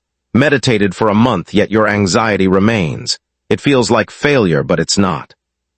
It's just early because all meaningful results are delayed. They compound over time, and the nature of compounding is deceptive. It hides progress rather than making it immediately visible. Habits need to persist long enough to break through the plateau of latent potential. Think of bamboo. It spends years growing roots underground, then suddenly within weeks shoots up 90 ft. That's what habit transformation looks like. You walk slowly, but you never go backward. In this chapter, Clear also shifts our focus from obsessing over goals to trusting the system. We all love setting goals. Lose 20 pounds, make $10,000 a month, read 50 books. But there's a trap in this thinking. Goals are great for setting direction, but systems are what actually drive progress. Goals are event-based and live in the future, while systems are process-based and grounded in the present. When you fall in love with the system rather than just the outcome, you begin to win every day. Writing 500 words becomes a win, even if the book isn't finished. Going to the gym becomes a win, even if your abs aren't visible yet. Saving $5 becomes a win, even if you're not yet wealthy. You start measuring your progress by your daily actions rather than the distant outcomes. And that shift changes everything. One of Claire's most powerful insights is this. Winners and losers often have the same goals. Every Olympian wants to win gold. Every candidate wants the job. Every startup wants success. So clearly goals alone can't be the difference maker. The real difference lies in their systems. It's not about who wants it more. It's about who structures their life better to support it. You do not rise to the level of your goals. You fall to the level of your systems. It's not desire but design that determines success. Clear emphasizes that behavior change is not about becoming someone else. It's about becoming more of who you truly are, one action at a time. Instead of focusing on the outcome, ask yourself who is the type of person who could achieve this. Then align your habits with that identity. If your goal is to read more books, your identity becomes I am a reader. If you want to eat healthier, I am someone who respects their body. If your goal is to start a business, I am a builder, a creator, a doer. Every small action you take becomes a vote for that identity. You become your habits, and your habits are the architecture of your identity. So how do we stay consistent when the results don't show up immediately? Clear provides practical tools for enduring the plateau. First, focus on your trajectory, not your current position. Ask yourself, am I moving in the right direction? Am I showing up today? Am I reinforcing the identity I want? Success doesn't come from where you are. It comes from the angle you're traveling at. Even just 1% better each day compounds into massive progress over time. Second, measure backward, not just forward. Don't only focus on what's left to accomplish. Take stock of how far you've already come. Notice what used to be difficult but now feels easy. Recognize how things that once intimidated you now feel automatic. That's progress, and tracking it fuels your momentum. Third, build a ritual of showing up. It's not about perfection. It's about consistency. A bad workout is still better than no workout. Writing one paragraph is better than writing nothing. One mindful breath is better than skipping meditation. Clear introduces a simple but powerful mantra. Don't miss twice. Everyone slips. You will too. But when you do, the key is to get back on track immediately. Momentum is fragile, but it's also resilient if you protect it to bring these ideas to life. Clear shares the story of legendary comedian Jerry Seinfeld. His secret to writing jokes every day was surprisingly simple, a wall calendar. Day he wrote, he'd mark an X on that day. Over time, the X's formed a chain, and his only rule, don't break the chain. He wasn't trying to write a brilliant joke every day. He was just trying not to miss a day. That was his system. Small, repeatable, and unbreakable. Clear concludes with a final reflection and encouragement for those who feel stuck. You might be doing the work and seeing no visible change. That's the ice cube. You're at 29 degrees, but you're so close. Keep showing up. Keep voting for the identity you want. Keep walking slowly, maybe, but never backward. Because transformation is not a single event. It's a direction, a path, a system. In the moment you're looking forward, the visible result might be just around the corner. What if today's effort, the one that feels like it's doing nothing, is actually the 31st degree? What if tomorrow is the moment the ice finally melts? You'll never know unless you keep walking. Chapter 12. The Law of Least Effort. Human behavior follows the law of least effort. James Clear begins this chapter with a gentle yet powerful truth. We naturally gravitate toward the option that requires the least amount of work. This tendency isn't rooted in laziness, as some might assume, but rather in efficiency. Our brains evolve with a strong inclination to conserve energy, and this evolutionary trait affects every choice we make, what we eat. When we work, whether we read or scroll our phones, each of these decisions becomes a quiet negotiation between the effort it takes and the reward it promises. Therefore, when it comes to making good habits stick, the solution isn't to summon more willpower. Instead, the answer lies in better design. One of Clear's most repeated and profoundly insightful ideas is this: environment is the invisible hand that shapes human behavior. Many of us believe our habits are simply a matter of motivation or will, but more often than not, they're just reactions to the cues in our environment. For example, you might eat chips not because you had an intense craving, but simply because they were sitting on the kitchen counter. You scroll on your phone not out of deliberate choice, but because the device was within easy reach. And when you skip a workout, it's likely not due to laziness, but because your gym clothes were buried in the laundry. The reality is that we respond to what is easy, obvious, and readily available. Recognizing this, we can start designing our environment so that the right choice is also the easiest one. Clear provides a beautiful and instructive metaphor. A gardener. A gardener doesn't motivate a plant to grow. She simply creates the right conditions for growth. She provides sunlight, healthy soil, water, and space. Then she steps back and lets nature take over. Similarly, your habits don't need force. They need fertile ground. Instead of trying harder, Clear suggests that we design smarter. Rather than relying solely on discipline, we should rely on setup. Because ultimately, energy follows the path of least resistance. This brings us to a practical application of the concept which Clear calls the friction principle. The idea is simple but powerful. Increase friction for bad habits and decrease friction for good ones. Here's how this principle manifests in everyday life. If you want to build better habits, try these adjustments. Want to read more? Leave a book on your pillow. Want to eat healthier? Pre-shop your vegetables and store them at eye level in the fridge. Want to work out more often? Sleep in your gym clothes. Want to write daily? Keep your journal open on your desk. The goal is to make the first step so easy that saying no feels almost illogical. Design your space so that the default action is the one you desire. Conversely, if you want to break bad habits, create friction. Want to scroll less on your phone, delete social media apps, or log out after every session? Want to cut down on TV time? Plug the TV and hide the remote in a drawer. Want to stop mindless snacking? Keep snacks out of the house, or at least place them in high, inconvenient cupboards. Every extra step introduces a bit of friction, and even the smallest amount can be enough to kill a temptation before it starts. Clear also introduces a compelling concept. Every space in your home sends a behavioral message. Each room or corner comes with a psychological script. The kitchen signals it's time to eat. The couch signals it's time to relax. The desk tells you to work, the bed to sleep. However, in modern life, these boundaries often become blurred. We eat meals at our desks. We work while lying in bed. We scroll endlessly even while sitting on the toilet. This boundary blurring creates confusion in our minds. The brain loses its ability to associate spaces with specific actions. Clear solution is simple but effective. One space, one use. Even if your home is small, you can still create defined zones for your habits. A specific chair can be your reading spot. A corner of your room can become your writing station. A floor cushion might serve as your meditation place. When your brain enters that zone, it immediately understands what behavior is expected. No motivation required. James Clear then emphasizes the power of visual cues.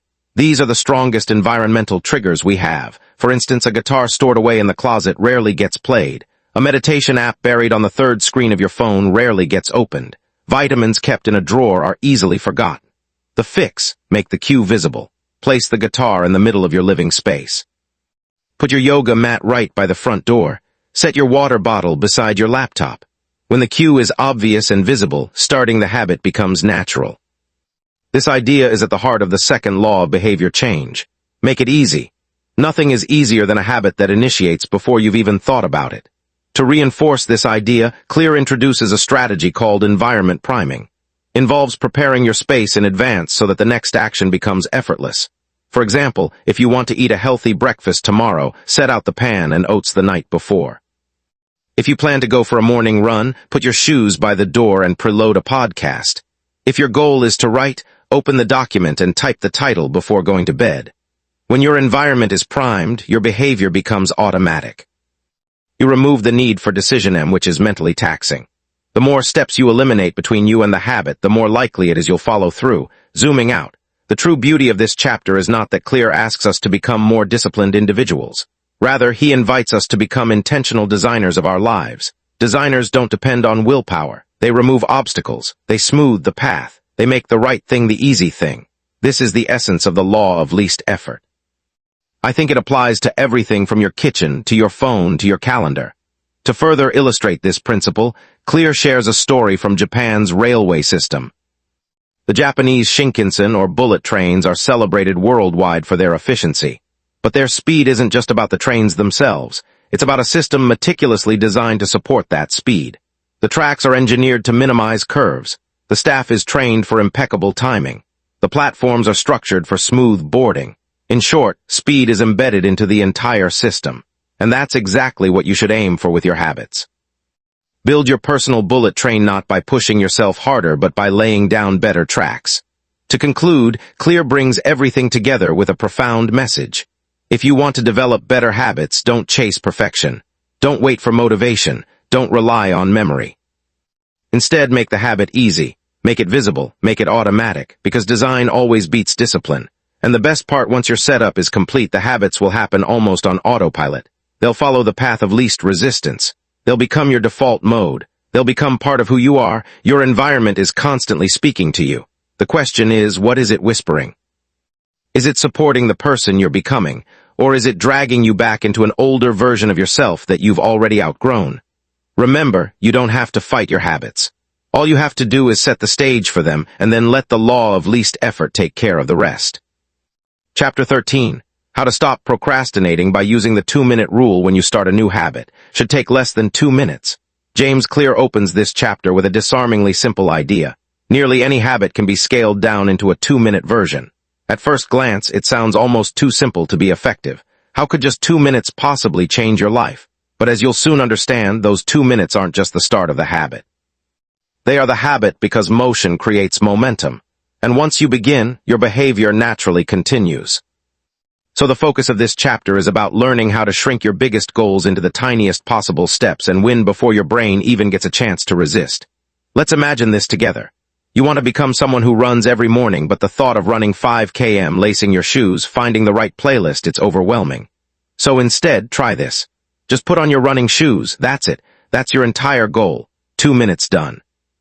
And yet once the shoes are on, chances are you'll go outside, maybe stretch a little, maybe even jog a bit. Because the biggest barrier wasn't the running, it was the starting. Clear calls this kind of action a gateway habit. It's a small, low-effort action that naturally leads to more. It's not about doing the full thing. It's about becoming the kind of person who does the thing. That shift in identity is where the magic lies. The 2-minute rule is incredibly straightforward. When you start a new habit, should take less than 2 minutes. That's it. Want to read more? Just read 1 page. Want to write more? Write 1 sentence. Want to floss daily? Floss 1 tooth. Want to eat healthy? Cut 1 vegetable. Want to meditate? Sit in silence for 2 minutes. These actions may seem so small that they appear insignificant, but that's precisely the point. They're too small to fail. They're so easy they don't trigger your brain's resistance. They slip quietly beneath the radar of your internal protests. And in doing so, they build the identity of someone who shows up consistently. As Clear emphasizes, a habit must be established before it can be improved. Think of it like pouring cement. You can't build anything until the foundation is set. The 2-minute rule is how you pour that foundation. Creates a mental loop of start, gives succeed, gives feel. Good gives repeat. This loop is crucial because your brain craves certainty. When a habit feels too big or overwhelming, you hesitate. But when it feels easy, you act. And over time, those 2 minutes naturally grow. 1 page turns into a chapter. 1 sentence becomes a paragraph. 1 push-up becomes a workout. But that's not your concern today. Today, your only goal is just to begin. There's something powerful in what Clear says next. Instead of trying to engineer a perfect habit from the beginning, do the easy thing on a more consistent basis. This is how mastery truly begins. Not with intensity, not with a burst of inspiration, but with ritual. A small act done repeatedly becomes part of who you are, so don't chase perfect effort. Chase perfect starts. Your job isn't to run 5 km, it's to become someone who puts on their shoes every morning. Your job isn't to write a novel. It's to become someone who opens their notebook every evening. When you master the ritual, the results begin to take care of themselves. But there's a danger here too, and Clear doesn't shy away from calling it out. Many people focus on figuring out the best approach. They spend their days planning, researching, and thinking instead of acting. He refers to this as motion without action. It feels productive. making a playlist instead of going to the gym, reading about writing instead of actually writing. Watching videos about healthy eating instead of cooking feels like progress, but in reality, it's a comfortable form of delay. The 2-minute rule kills this trap because it's not about thinking, it's about doing. You don't need a perfect plan, you just need a first step to expand on this. Clear introduces the concept of habit shaping, a strategy that helps you build habits in stages. Here's how it works. Start with something very easy like putting on your workout clothes. Once that's automatic, move to something easy like doing 5 push-ups when that feels natural. Go for something moderate like completing a 10-minute routine. And only when you're ready, move to something hard like following a full workout program. Each stage flows naturally from the last, but you never force progress, you grow into it. Just like a tree, you send roots deep before reaching high. And those 2-minute habits, they're your first roots. This brings us back to one of the book's central truths. The goal is not to read a book, but to become a reader. The goal is not to run a marathon, but to become a runner. The goal is not to write a book, but to become a writer. Every time you follow a 2-minute habit, you cast a vote for the identity you want to create. 1 sentence. Yeah, still a writer, 1 push-up. Still an athlete, 1 breath. Still a meditator.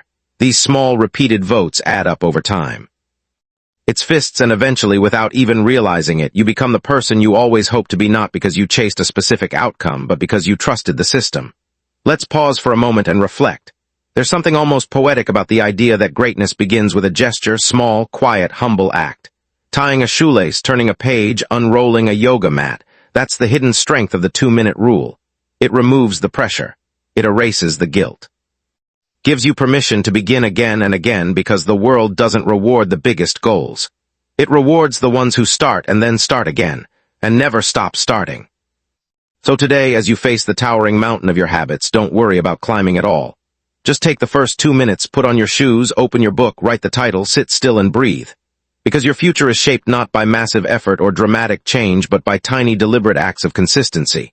And when you make starting easy, everything else becomes possible. Chapter 14. How to make good habits inevitable and bad habits impossible. James Clear begins this chapter with a fascinating story about the famous British industrialist and writer Victor Hugo. In 1830, Hugo was grappling with procrastination while trying to write his next novel. He had already signed a contract, and the deadline was approaching fast. Yet he continued to waste his days wandering around the city, entertaining guests and avoiding the actual work of writing. In a bold and extreme move to break this cycle, Hugo locked away all his clothes.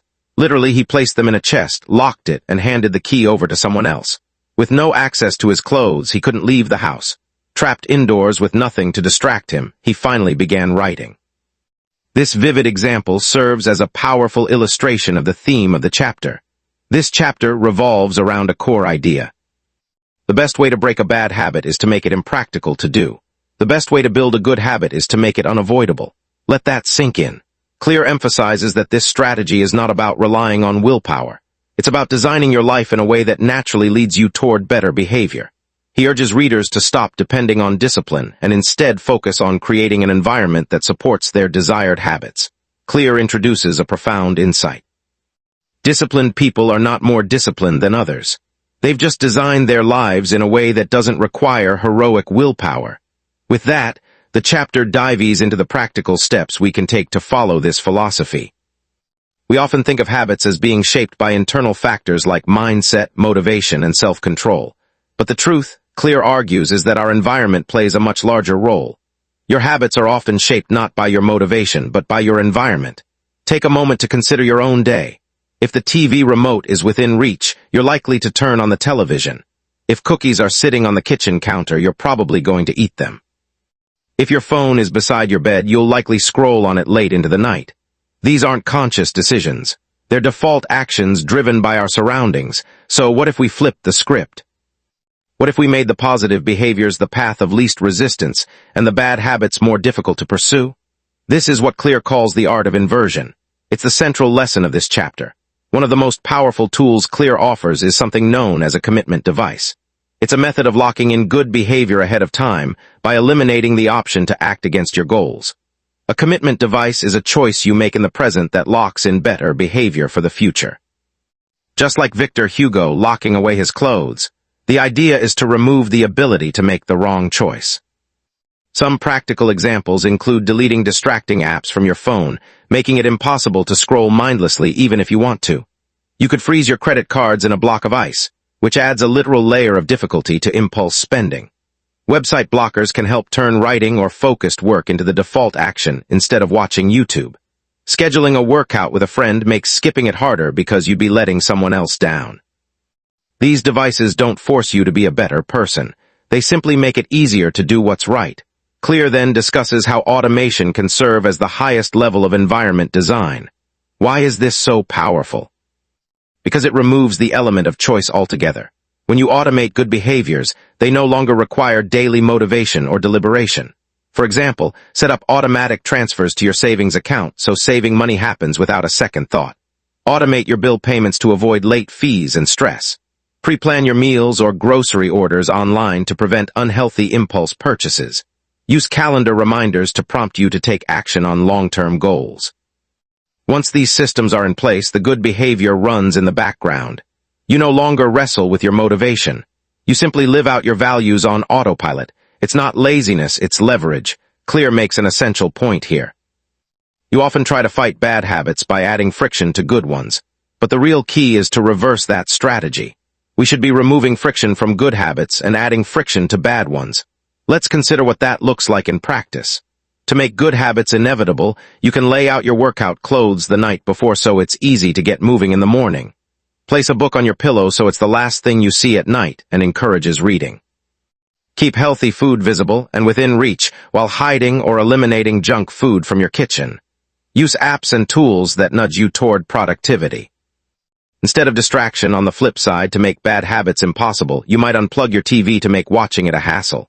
Use app limits or enable screen downtime on your phone to reduce usage. Leave your phone in another room while working to remove temptation. Better yet, don't bring junk food home at all. As Clear puts it, you don't need to be stronger. You need to be smarter about what's around you. Every physical space has a structure, and Clear refers to this as the choice architecture. This structure silently shapes your behavior.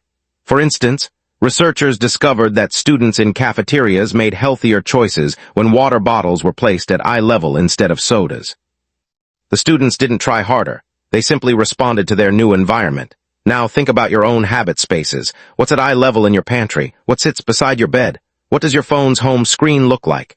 These seemingly minor design decisions influence your daily behavior. Each one nudges you toward becoming a certain type of person. The question you should ask yourself is, who are you being nudged to become? Clear encourages readers to design their homes in a way that supports their identity and goals. Assign one purpose to each space in your home to reinforce focus and intentionality.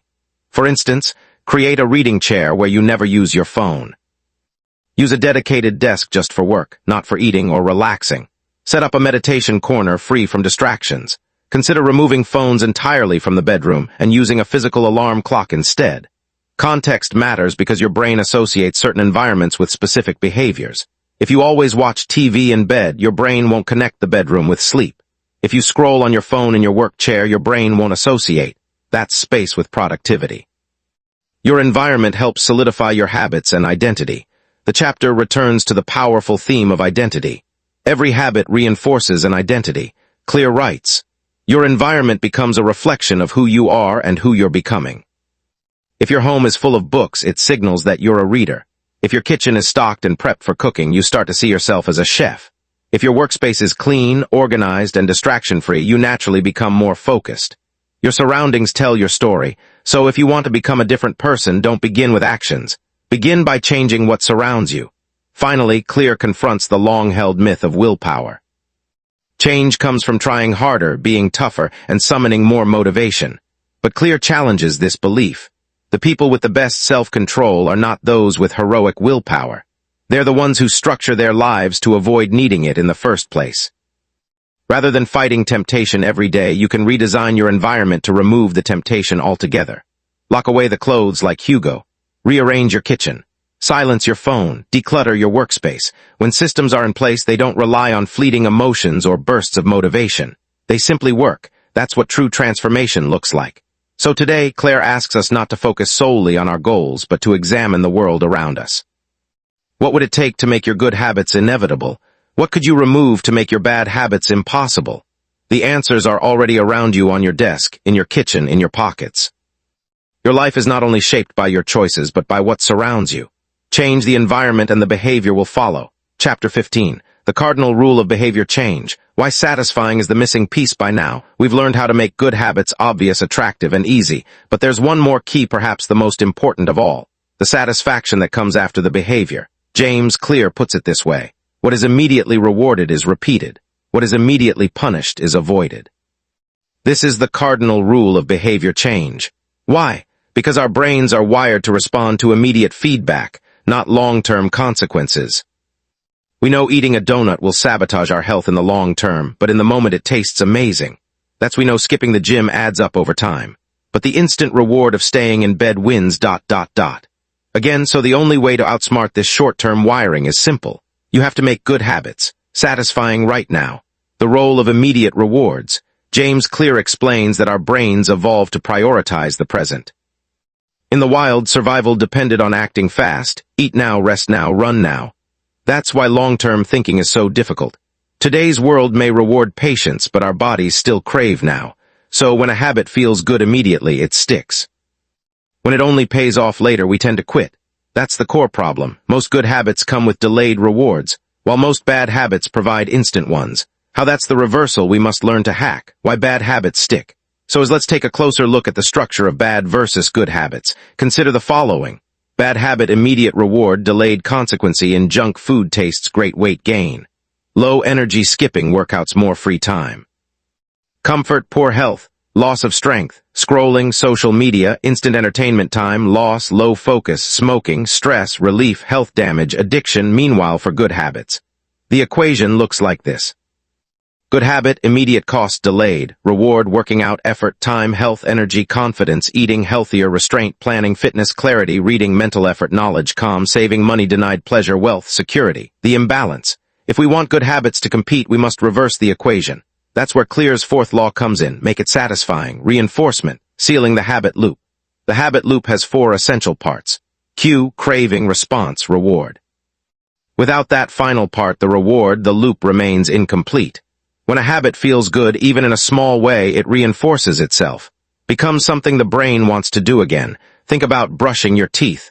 The minty freshness, it's no accident. Toothpaste companies added flavor and foam not for health benefits, but for satisfaction. That sensory feeling rewards the behavior. As Clear writes, pleasure teaches your brain that a behavior is worth remembering and repeating. It's the brain's way of saying, let's do that again. Habit tracking. A visual reward system.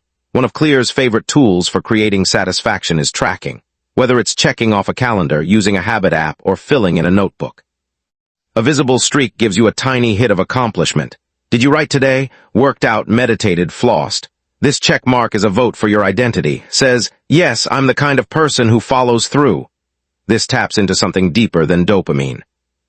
Taps into pride. You see your progress and that feels good. Don't break the chain. Clear references the famous Seinfeld strategy. Jerry Seinfeld reportedly used a wall calendar to build his habit of writing jokes every day. Each day he wrote, he marked a big red X, then another and another. Soon there was a chain. And his only goal, don't break the chain. It wasn't about writing great jokes. It was about showing up. This is the key. We're not building habits for perfection, but for consistency. Satisfaction comes from seeing the chain grow. And pain comes from breaking it, recovering from a miss. Never miss twice. But what happens when you do break the chain? Life happens. You get sick, you travel, you forget. The Clear is clear on this. Missing once is an accident. Missing twice is the start of a new habit. So what's the rule? Never miss twice. That's it. You ate poorly today, make the next meal healthy, skip the gym, show up tomorrow, didn't write, get back to it. The power isn't in never falling, it's how quickly you stand up. That quick recovery that is satisfying, that is identity in motion. Make it personal. Another form of satisfaction is making the habit reflect your personality. Clear says, a habit is satisfying when it aligns with your identity. So, find ways to personalize your process. Use a special notebook you love. Listen to your favorite playlist while you clean. Track your habits with colored pens. Reward yourself with a healthy smoothie after the gym. The more joy you bring into the routine, the more likely it is to stick. You're not just doing a task, you are becoming someone, and that's deeply rewarding. Use intrinsic rewards, extrinsic rewards like candy. Money or prizes don't work long-term. Why? Because they don't connect the habit to your identity. Clear recommends focusing on intrinsic rewards. The calm after meditation, the clarity after journaling, the pride after a workout, the confidence from showing up. These are subtle but powerful. They're the emotional echoes that tell your brain that felt good. Let's do it again. The habit cycle feeds itself. When a habit is satisfying, it becomes self-reinforcing. You floss, your mouth feels fresh. You stretch, your body feels looser. Your reader mind feels sharper. You save, you feel secure. This immediate payoff is how short-term thinking can serve long-term goals. Over time, the good habit becomes its own reward. You're no longer chasing a result. You're enjoying the process. And that's how real change happens. Summary, make it satisfying. Let's tie it all together. Clear's fourth law, make it satisfying, teaches us we repeat what rewards us even subtly. Most bad habits are satisfying immediately, so we must counter that. Habit tracking gives visible proof of micro-reward. Don't break the chain fuels consistency. Never miss twice keeps us resilient. Intrinsic joy makes a habit worth returning to. Satisfaction turns effort into identity, so don't just aim for productivity, aim for pleasure and progress. You've made it through all four laws. Make it obvious, make it attractive, make it easy, make it satisfying. But the real secret, all of these laws aren't just tactics. They're tools to help you become someone new. You're not just building habits, you're building identity. And that is a deeply satisfying journey. Chapter 16. How to stick with good habits every day. Asterisk. By now you've learned how to start habits, how to shape them, and how to make them feel rewarding. But beneath all this learning, there's a quiet, persistent question lingering. How do you keep going? Not just for a week, not just for a month, but how do you maintain good habits every single day? This chapter dives into the deeper art of making good habits so anchored, so naturally timed, and so effortlessly triggered that doing them becomes as unconscious as brushing your teeth. James Clear's approach is grounded in a simple yet profound truth. The secret to sticking with good habits is to build a system that naturally pulls you toward the desired behavior. Let's explore exactly how to do that. One of the most effective strategies is what Clear calls habit. Anchors attaching your new habit to something already solid in your routine. Humans are creatures of rhythm, not memory. Every morning trying to remember everything we're supposed to do. Instead, we follow patterns, routines, and cues. That's why one of the most powerful methods for habit stability is habit stacking. You may have come across it already. It's the simple idea of pairing your new habit with an old automatic one. For example, after I brush my teeth, I'll floss.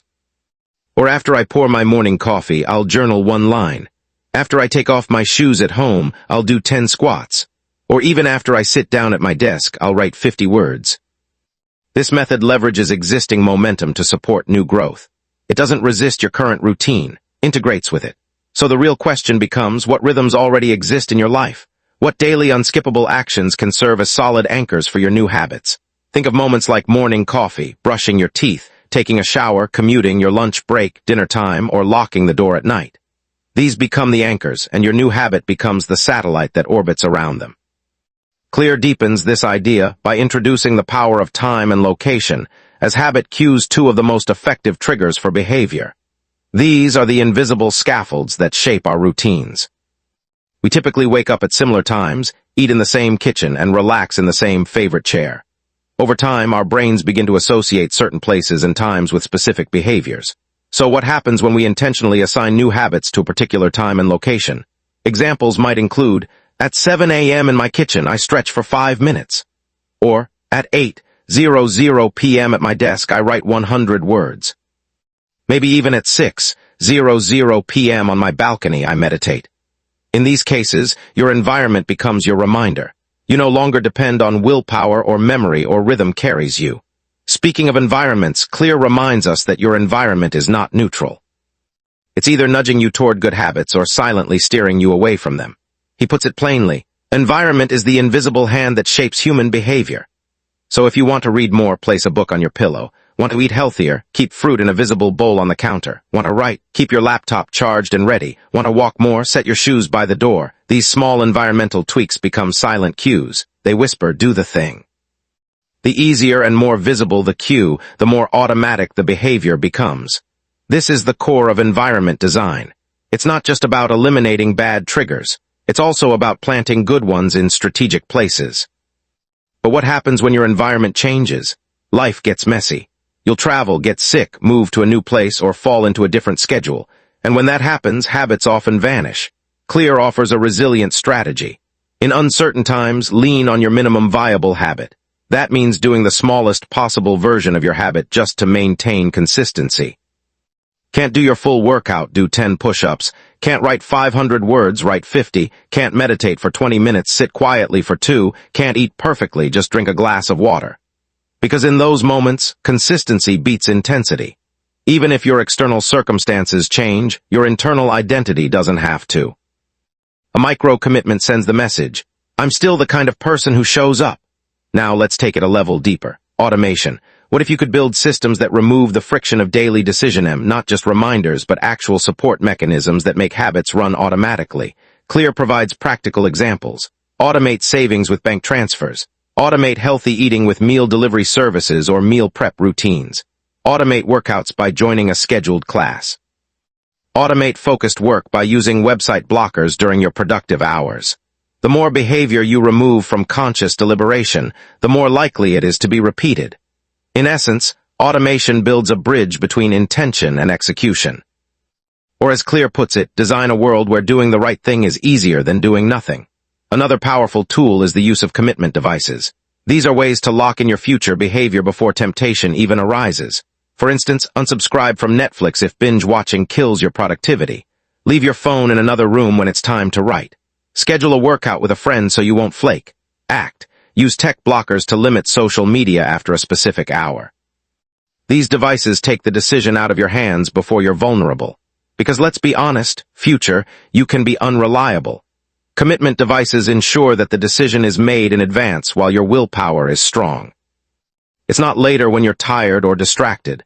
Then there's the classic but powerful strategy of habit tracking. The best way to make something part of your daily life is to measure it. Each check mark, each tally becomes visual proof that you're showing up. Clear reminds us again, what gets measured gets managed. Tracking creates a visible signal of your consistency, and even better, it gives you something worth protecting. Once a streak begins, you don't want to break it. At that point, you stop asking yourself, should I do this today? Instead, you ask, can I keep the streak alive? That shift in mindset changes everything, but don't go it alone. Habits become significantly easier when you're surrounded by people who live them. Want to stick with a new behavior? Join a group where your desired habit is the normal behavior. Clear emphasizes, join a group where your desired behavior is the normal behavior. The people around you reinforce your identity. They provide encouragement, accountability, and even a healthy dose of competition. Examples include joining a running club, sharing your writing online, participating in a reading challenge, or using a buddy system for workouts. The more social reinforcement you have around your habit, the less it feels like a chore and the more it feels like a shared lifestyle. Finally, Claire introduces a powerful yet often overlooked strategy, the habit reflection or weekly review. It's a technique that separates amateurs from professionals. Each week, take time to ask yourself, did I stick to my habits? What's working? What's slipping? What can I tweak? This reflective pause prevents your system from drifting off course. It brings your habits back into focus. Because you're not just repeating actions, you're managing a process. Professionals treat improvement not as a one-time decision, but as a system to refine continuously. In conclusion, sticking with good habits isn't about heroic effort or massive willpower.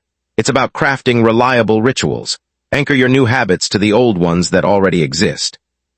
Use time and place cues to your advantage. Design your environment to support your identity. Shrink your habits to their smallest form when life gets hectic. Automate as much as possible. Commit in advance before temptation hits. Track your progress in visible ways. Reflect regularly to refine your system. And most importantly, lean on a supportive community. Consistency isn't boring, it's freeing. Because when your habits run smoothly in the background, your mind is free to dream, to create, and to grow. You're no longer fighting yourself every day. You're flowing. That's how you build a life, not just a streak. You now know how to make good habits a daily, automatic part of your identity. It's not about perfect days, it's about faithful rhythm. Show up even in small ways, even quietly. That's how real transformation takes root. Chapter 17.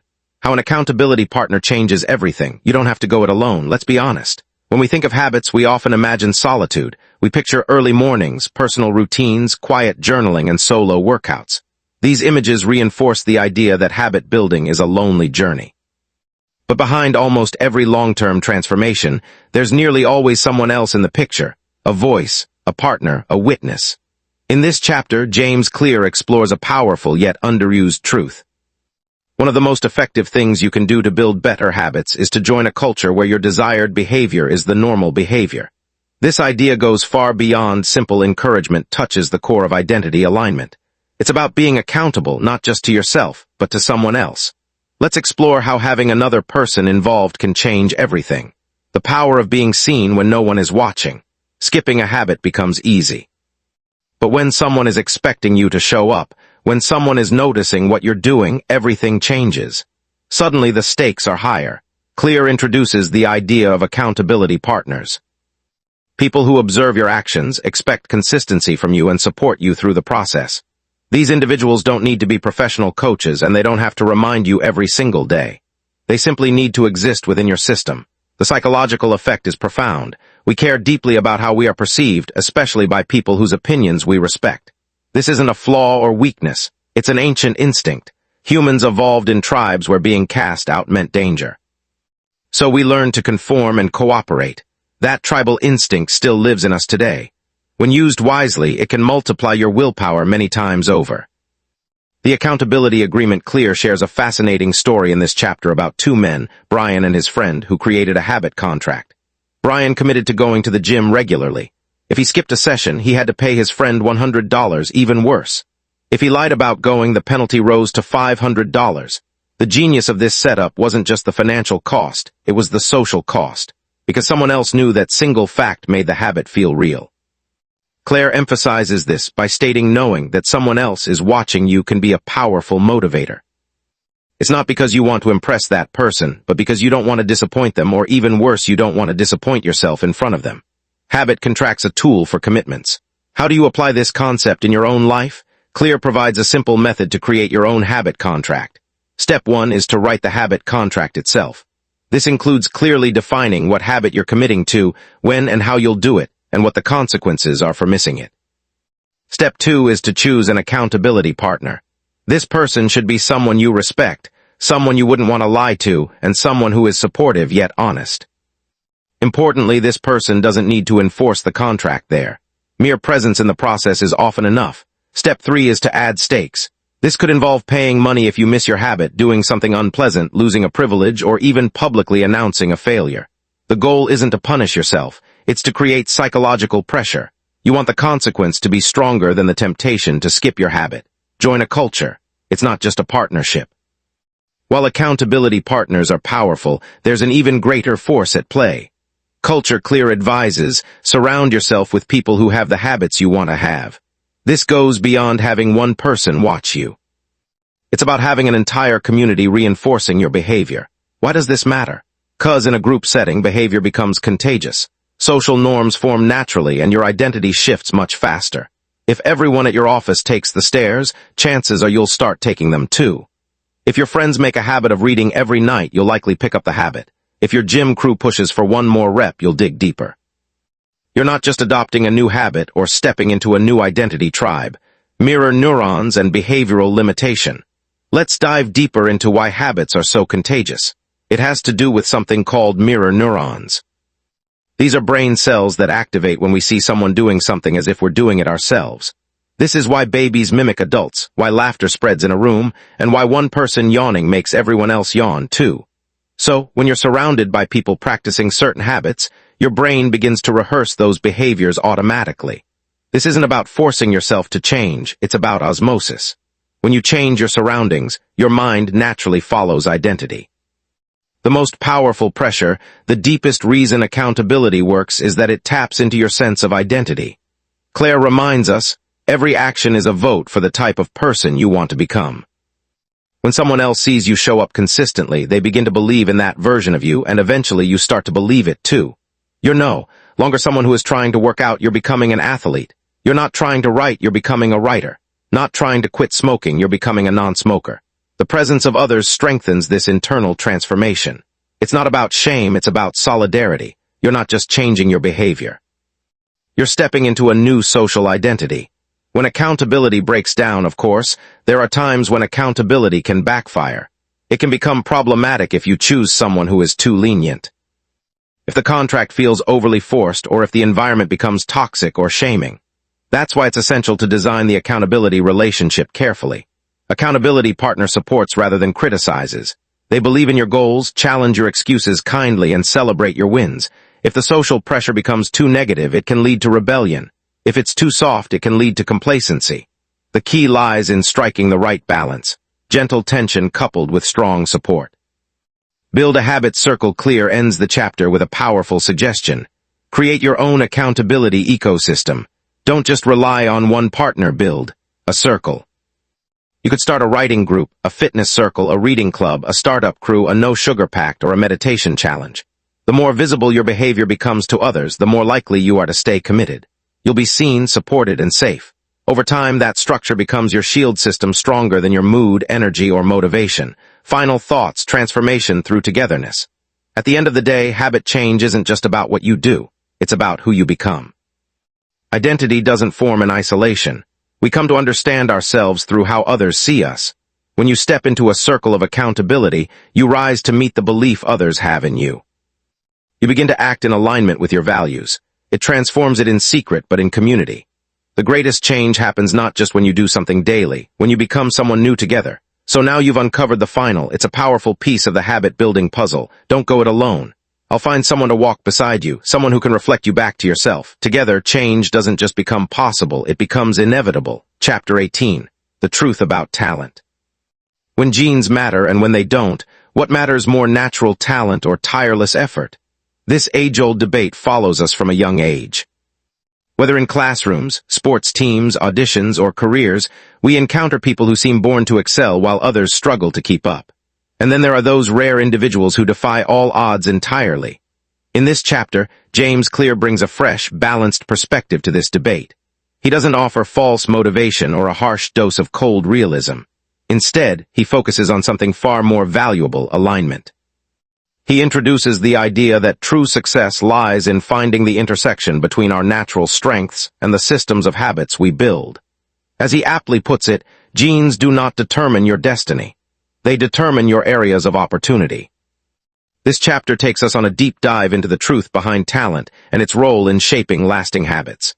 Each of us is born with a unique biological wiring that influences how we interact with the world and how we develop habits. This includes traits like reaction time, intelligence type, emotional regulation, pain tolerance, muscle fiber density, risk aversion, working memory, and even sleep patterns. These factors help shape how we naturally respond to challenges, routines, and life in general. Some people can't sit still for long while others thrive in chaotic environments. Some need silence and structure while others feel energized by competition and unpredictability. Clear emphasizes that when we ignore our biology, it's like trying to swim upstream. You might still reach your destination, that the effort required will be immense and often unsustainable. To better align habits with our innate abilities, Clear introduces the Goldilocks rule. According to this rule, humans experience peak motivation when working on tasks that are just at the edge of their current abilities. Not too easy, not too hard, but just right. Imagine using a treadmill. If it's too slow, you're bored. It's too fast and you're overwhelmed. But when the speed is just right, you're fully engaged. This sweet spot, often referred to as flows, where habits can thrive because progress feels satisfying and attainable. The key to maintaining this state over time is choosing tasks and challenges that align with your natural talents. It's making the process more enjoyable and less forced. Clear uses the example of two athletes to illustrate how biological wiring can determine the areas where one naturally excels. Marcus, who has fast twitch muscle fibers, will thrive in sprinting, powerlifting, and other short burst activities. Caleb, on the other hand, has slow twitch endurance muscles, which make him more suited for marathons, long-distance cycling, or swimming. Marcus were to force himself into long-distance running. He might eventually succeed, but it would feel like grinding glass. Similarly, if Caleb tried to rapidly build muscle mass for strength sports, he would likely struggle endlessly. The point is not that talent is everything. Rather, the path with the least friction, the one you are most likely to stick with, is usually the one that matches your biology. James Clear insists, you don't need to be the best at everything. You just need to find your game and master it. This mindset is revolutionary. Liberates you from the endless cycle of battling your weaknesses or envying others' strengths. Instead, it encourages you to build a habit system around who you aren't, who you wish you were. Ask yourself, what comes naturally to me? Which activities do I feel energized instead of drained? What do I seem to learn more quickly than those around me? The answers to these questions point you toward your areas of opportunity, your personal field of play. In that space, building habits feels more like building momentum than fighting misery. Clear delves even deeper by discussing how personality, not just biology, shapes behavior. He references the Big Five personality traits. Openness to experience, creative, curious, conscientiousness, organized, responsible, extroversion, outgoing, energetic, agreeableness, compassionate, cooperative, and neuroticism, sensitive. Anxious. Each trait can predict the kinds of habits that will be most successful. For example, someone high in conscientiousness might thrive with planning systems, checklists, and order. A highly extroverted person would likely do better joining a fitness class than working out alone. Those high in openness might prefer creative journaling or regularly switching up workout routines. Meanwhile, someone high in neuroticism may benefit most from soothing, structured rituals that bring predictability to their lives. The main takeaway: don't fight your personality. Design your systems around it. Your habits need to match you, not some idealized version of who you think you should be. One of CLA's most important ideas is that habits are not about having something. They're about becoming someone. However, he cautions that you can't become anyone. You can only become a fuller version of yourself. When you create habits that reinforce your core strengths and natural inclinations, they become second nature because they feel like home. For instance, if you're introverted, your habits might center on quiet reflection, deep work, or solo creative projects. If you're creative but disorganized, you might benefit from flexible routines, visual reminders, and minimalist systems. If you're analytical, your best path might include habit tracking, data logging, and system optimization. Sustainable growth happens not when we bulldoze over our personalities, but when we build with them.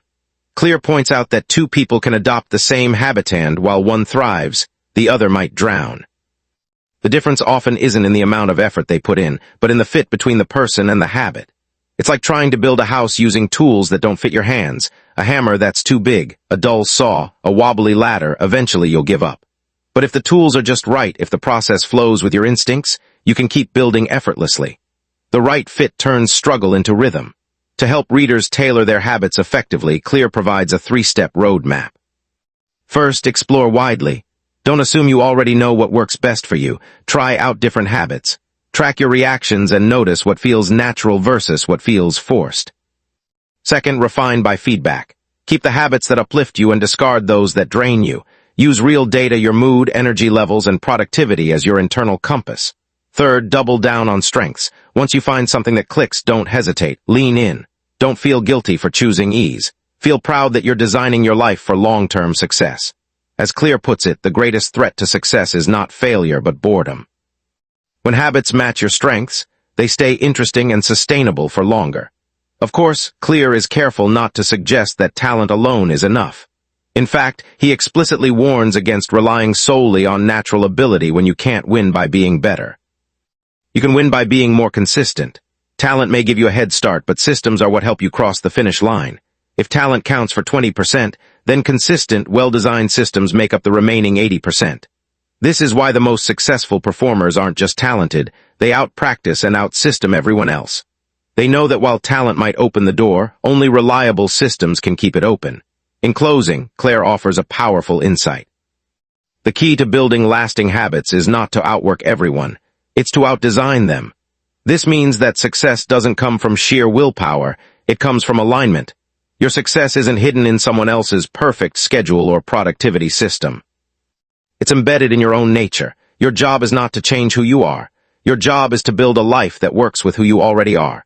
When you do this, habits stop feeling like a struggle. Instead, they become a reflection of your gifts, your temperament, and your true path. That is where greatness truly begins. You don't have to be the most talented person in the room. You do need to discover your strengths and then build a system that honors and enhances them. 'Cause the truth about talent isn't that it limits you, it's that it gives you a starting point, and where you go from there is entirely up to you. Chapter 19. The secret to results that last. Make it a part of your identity.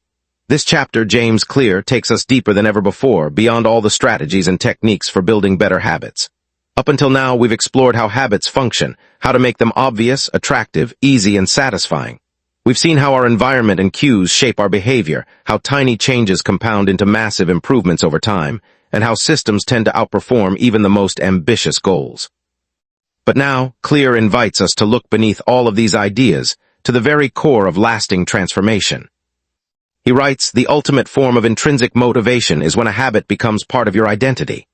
This is the most profound insight in the entire journey because no matter how clever your system is or how clearly you articulate your goals, if your identity remains unchanged, your results will eventually snap back to match it. That's why long-term change isn't just about adopting better habits. It's about becoming a better version of yourself. Clear introduces the concept of the 3 layers of behavior change. These are outcomes such as losing weight, writing a book, or earning more money. Processes, which include the routines and systems you put in place. An identity, your deepest beliefs about who you are. Most people try to change from the outside in. For example, they might say, I want to lose weight, an outcome. So they start going to the gym, a process. But internally they still carry the belief I'm not athletic identity. Eventually that belief wins because behaviors that contradict our self-image are difficult and sometimes even painful to sustain. However, when you reverse the process and start with identity, something powerful happens. Might say I'm becoming a healthy person identity. That belief then supports the process. A healthy person moves daily. As a result, you naturally experience the outcome, I lose weight.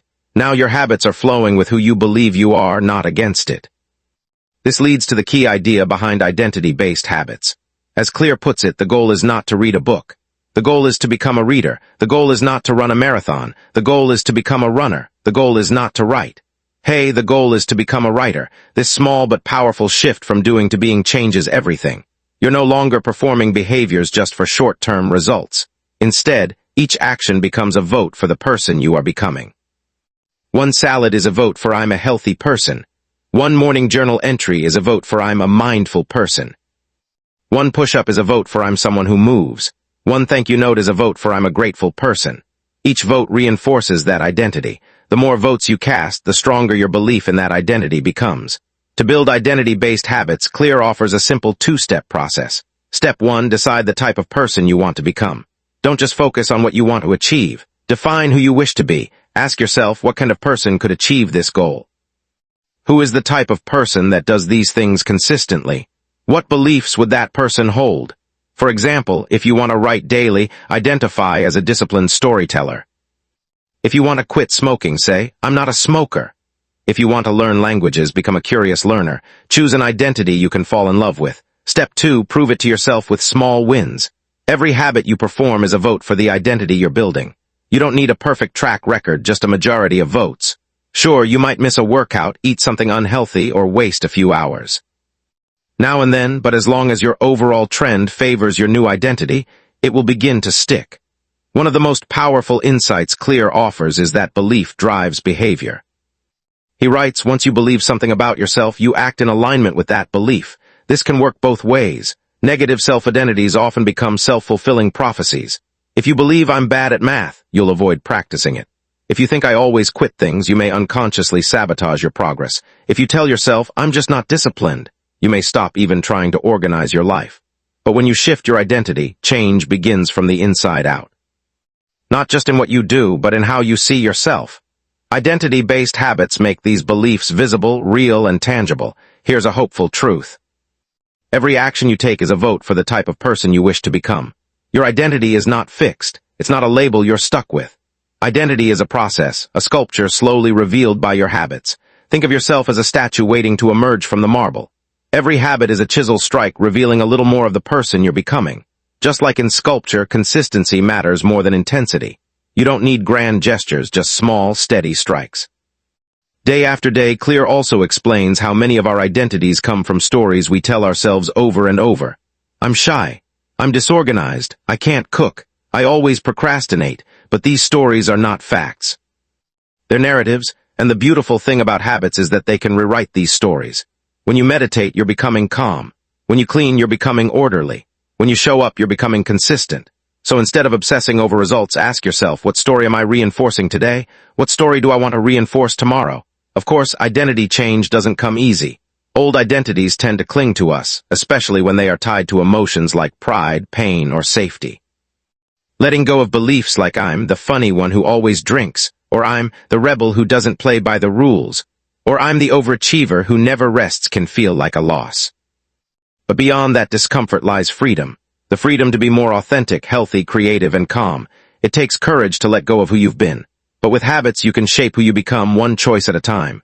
In closing, Clear offers a powerful formula. Identity plus system equals results that last. Without identity, your system feels fake, like a costume. Without systems, your identity is just a wish. But when combined, they form a self-reinforcing loop. Identity gives your habits a direction. Habits give your identity proof. This is what real transformation means. Not just reaching goals, but evolving into someone new. So, what will you build? Not just a better schedule, not just a cleaner home, not just a new job or morning routine, but a stronger identity, a deeper belief, a truer version of yourself. Because when you cast enough votes for being kind, disciplined, resilient, and creative, you don't just act like that person, you become them. And this is how habits shape destinies. Final reflection and thematic analysis of atomic habits. A mirror to your life. And so our journey through atomic habits reaches its close. We've walked chapter by chapter through James Clear's thoughtful, often profound exploration of human behavior. We've seen how habits, those quiet, invisible routines, can build us up or break us down one small act at a time. This is not a book about hacks. It's not a motivational speech. It's a mirror held up gently so we can see ourselves clearly. Not to judge, not to shame, but to ask, who am I becoming and who do I want to become? The core truth. Small habits, big impact. Let's return to the book's most powerful premise. You do not rise to the level of your goals. You fall to the level of your systems. Goals are momentary. Systems are lasting. Motivation is fleeting. Environment shapes action. Discipline is important, but identity, who you believe yourself to be, that's what truly endures. Change not by chasing intensity, but by embracing consistency. We become powerful not through giant leaps, but through small, steady steps. Each habit is a vote. Each repetition is proof. And eventually you look in the mirror and see someone new, not because the world says so, but because you know you've earned it. The psychology beneath the practice Clear's framework is deeply rooted in behavioral psychology. Without ever becoming academic, what makes it brilliant is its simplicity. Not in a shallow way, but in a refined way. His 4 laws of behavior: change, cue, craving, response, reward, don't just explain what we do. They give us tools to reshape it. Every law works like a lever. Make it obvious gives reshape your environment, make it attractive. Gives reframe rewards, make it easy. Gives reduce friction, make it satisfying. Gives close the feedback loop. This isn't theory sitting on a shelf meant to be used, lived, tested, integrated. The emotional undercurrent identity, but beyond strategy. Atomic Habits carries an emotional truth because behavior change is never just about routines. It's about belief. It's about healing. It's about letting go of the self that holds us back. That's why the book's final chapters strike the deepest. True behavior change is identity change. You are not just forming a habit, you are forming yourself. Every time you show up to create, choose to rest, forgive yourself, take a small step forward. You say, I am worthy of change, I am someone who takes care of their future, I am building something better starting with me. Literary craft and narrative elegance. James Clear writes like a guide sitting beside you. Calm, assured, never rushed. He doesn't shout, he nudges. He doesn't promise you'll change overnight. Only that you can if you give small things time. What's masterful is the structure. Each chapter is crisp. Self-contained and actionable stories are woven throughout. From Olympic athletes to business turnarounds, from surgeons to artists, complex psychological principles are made human and practical. And the entire arc moves from systems gives to identity gives to transformation. This narrative design mirrors the very process of habit change. Start from action, build consistency, then transform the self. Broader context and cultural impact. Atomic Habits wasn't just a bestseller, it became a movement. Why? Because in an era of overwhelm, burnout, and endless hustle culture, this book whispered something radical. You don't need to do more, you just need to do a little better. It gave permission to slow down, to zoom in, to build lives from the ground up with intention and patience. It also subtly challenged the cultural obsession with big wins. Not 1x growth minus 1% daily improvement. Not dramatic transformation, quiet evolution. Not heroic sprints, humble systems. That message resonated with millions because it felt real timeless wisdom from a modern voice. At its heart, Atomic Habits doesn't offer new truths. It reticulates timeless ones in a modern voice. Aristotle said, "We are what we repeatedly do." Lao Tzu taught, "A journey of 1,000 miles begins with a single step." James Clear reminds us every action is a vote for the kind of person you wish to become. This is old wisdom made new again, and now it lives in thousands of lives, routines, and quiet daily choices across the world. The journey ahead yours to shape, so what now? Now is where the story leaves the page and becomes part of your life. You won't remember every framework or every rule. You may not follow everything perfectly, but if you remember one thing, let it be this. Every small habit matters because it becomes part of who you are. Start with one push-up, one page, one deep breath, one kind word. Let that be the seed. Let it grow. The rest, the clarity, the momentum, the strength will follow. You've walked this far. Now take one small step. Let your identity rise. Thank you for joining me on this journey through Atomic Habits by James Clear. If it's helped you see yourself and your potential a little more clearly, then the seeds of change are already planted. Till next time, sleep well and keep building the life you quietly believe is possible.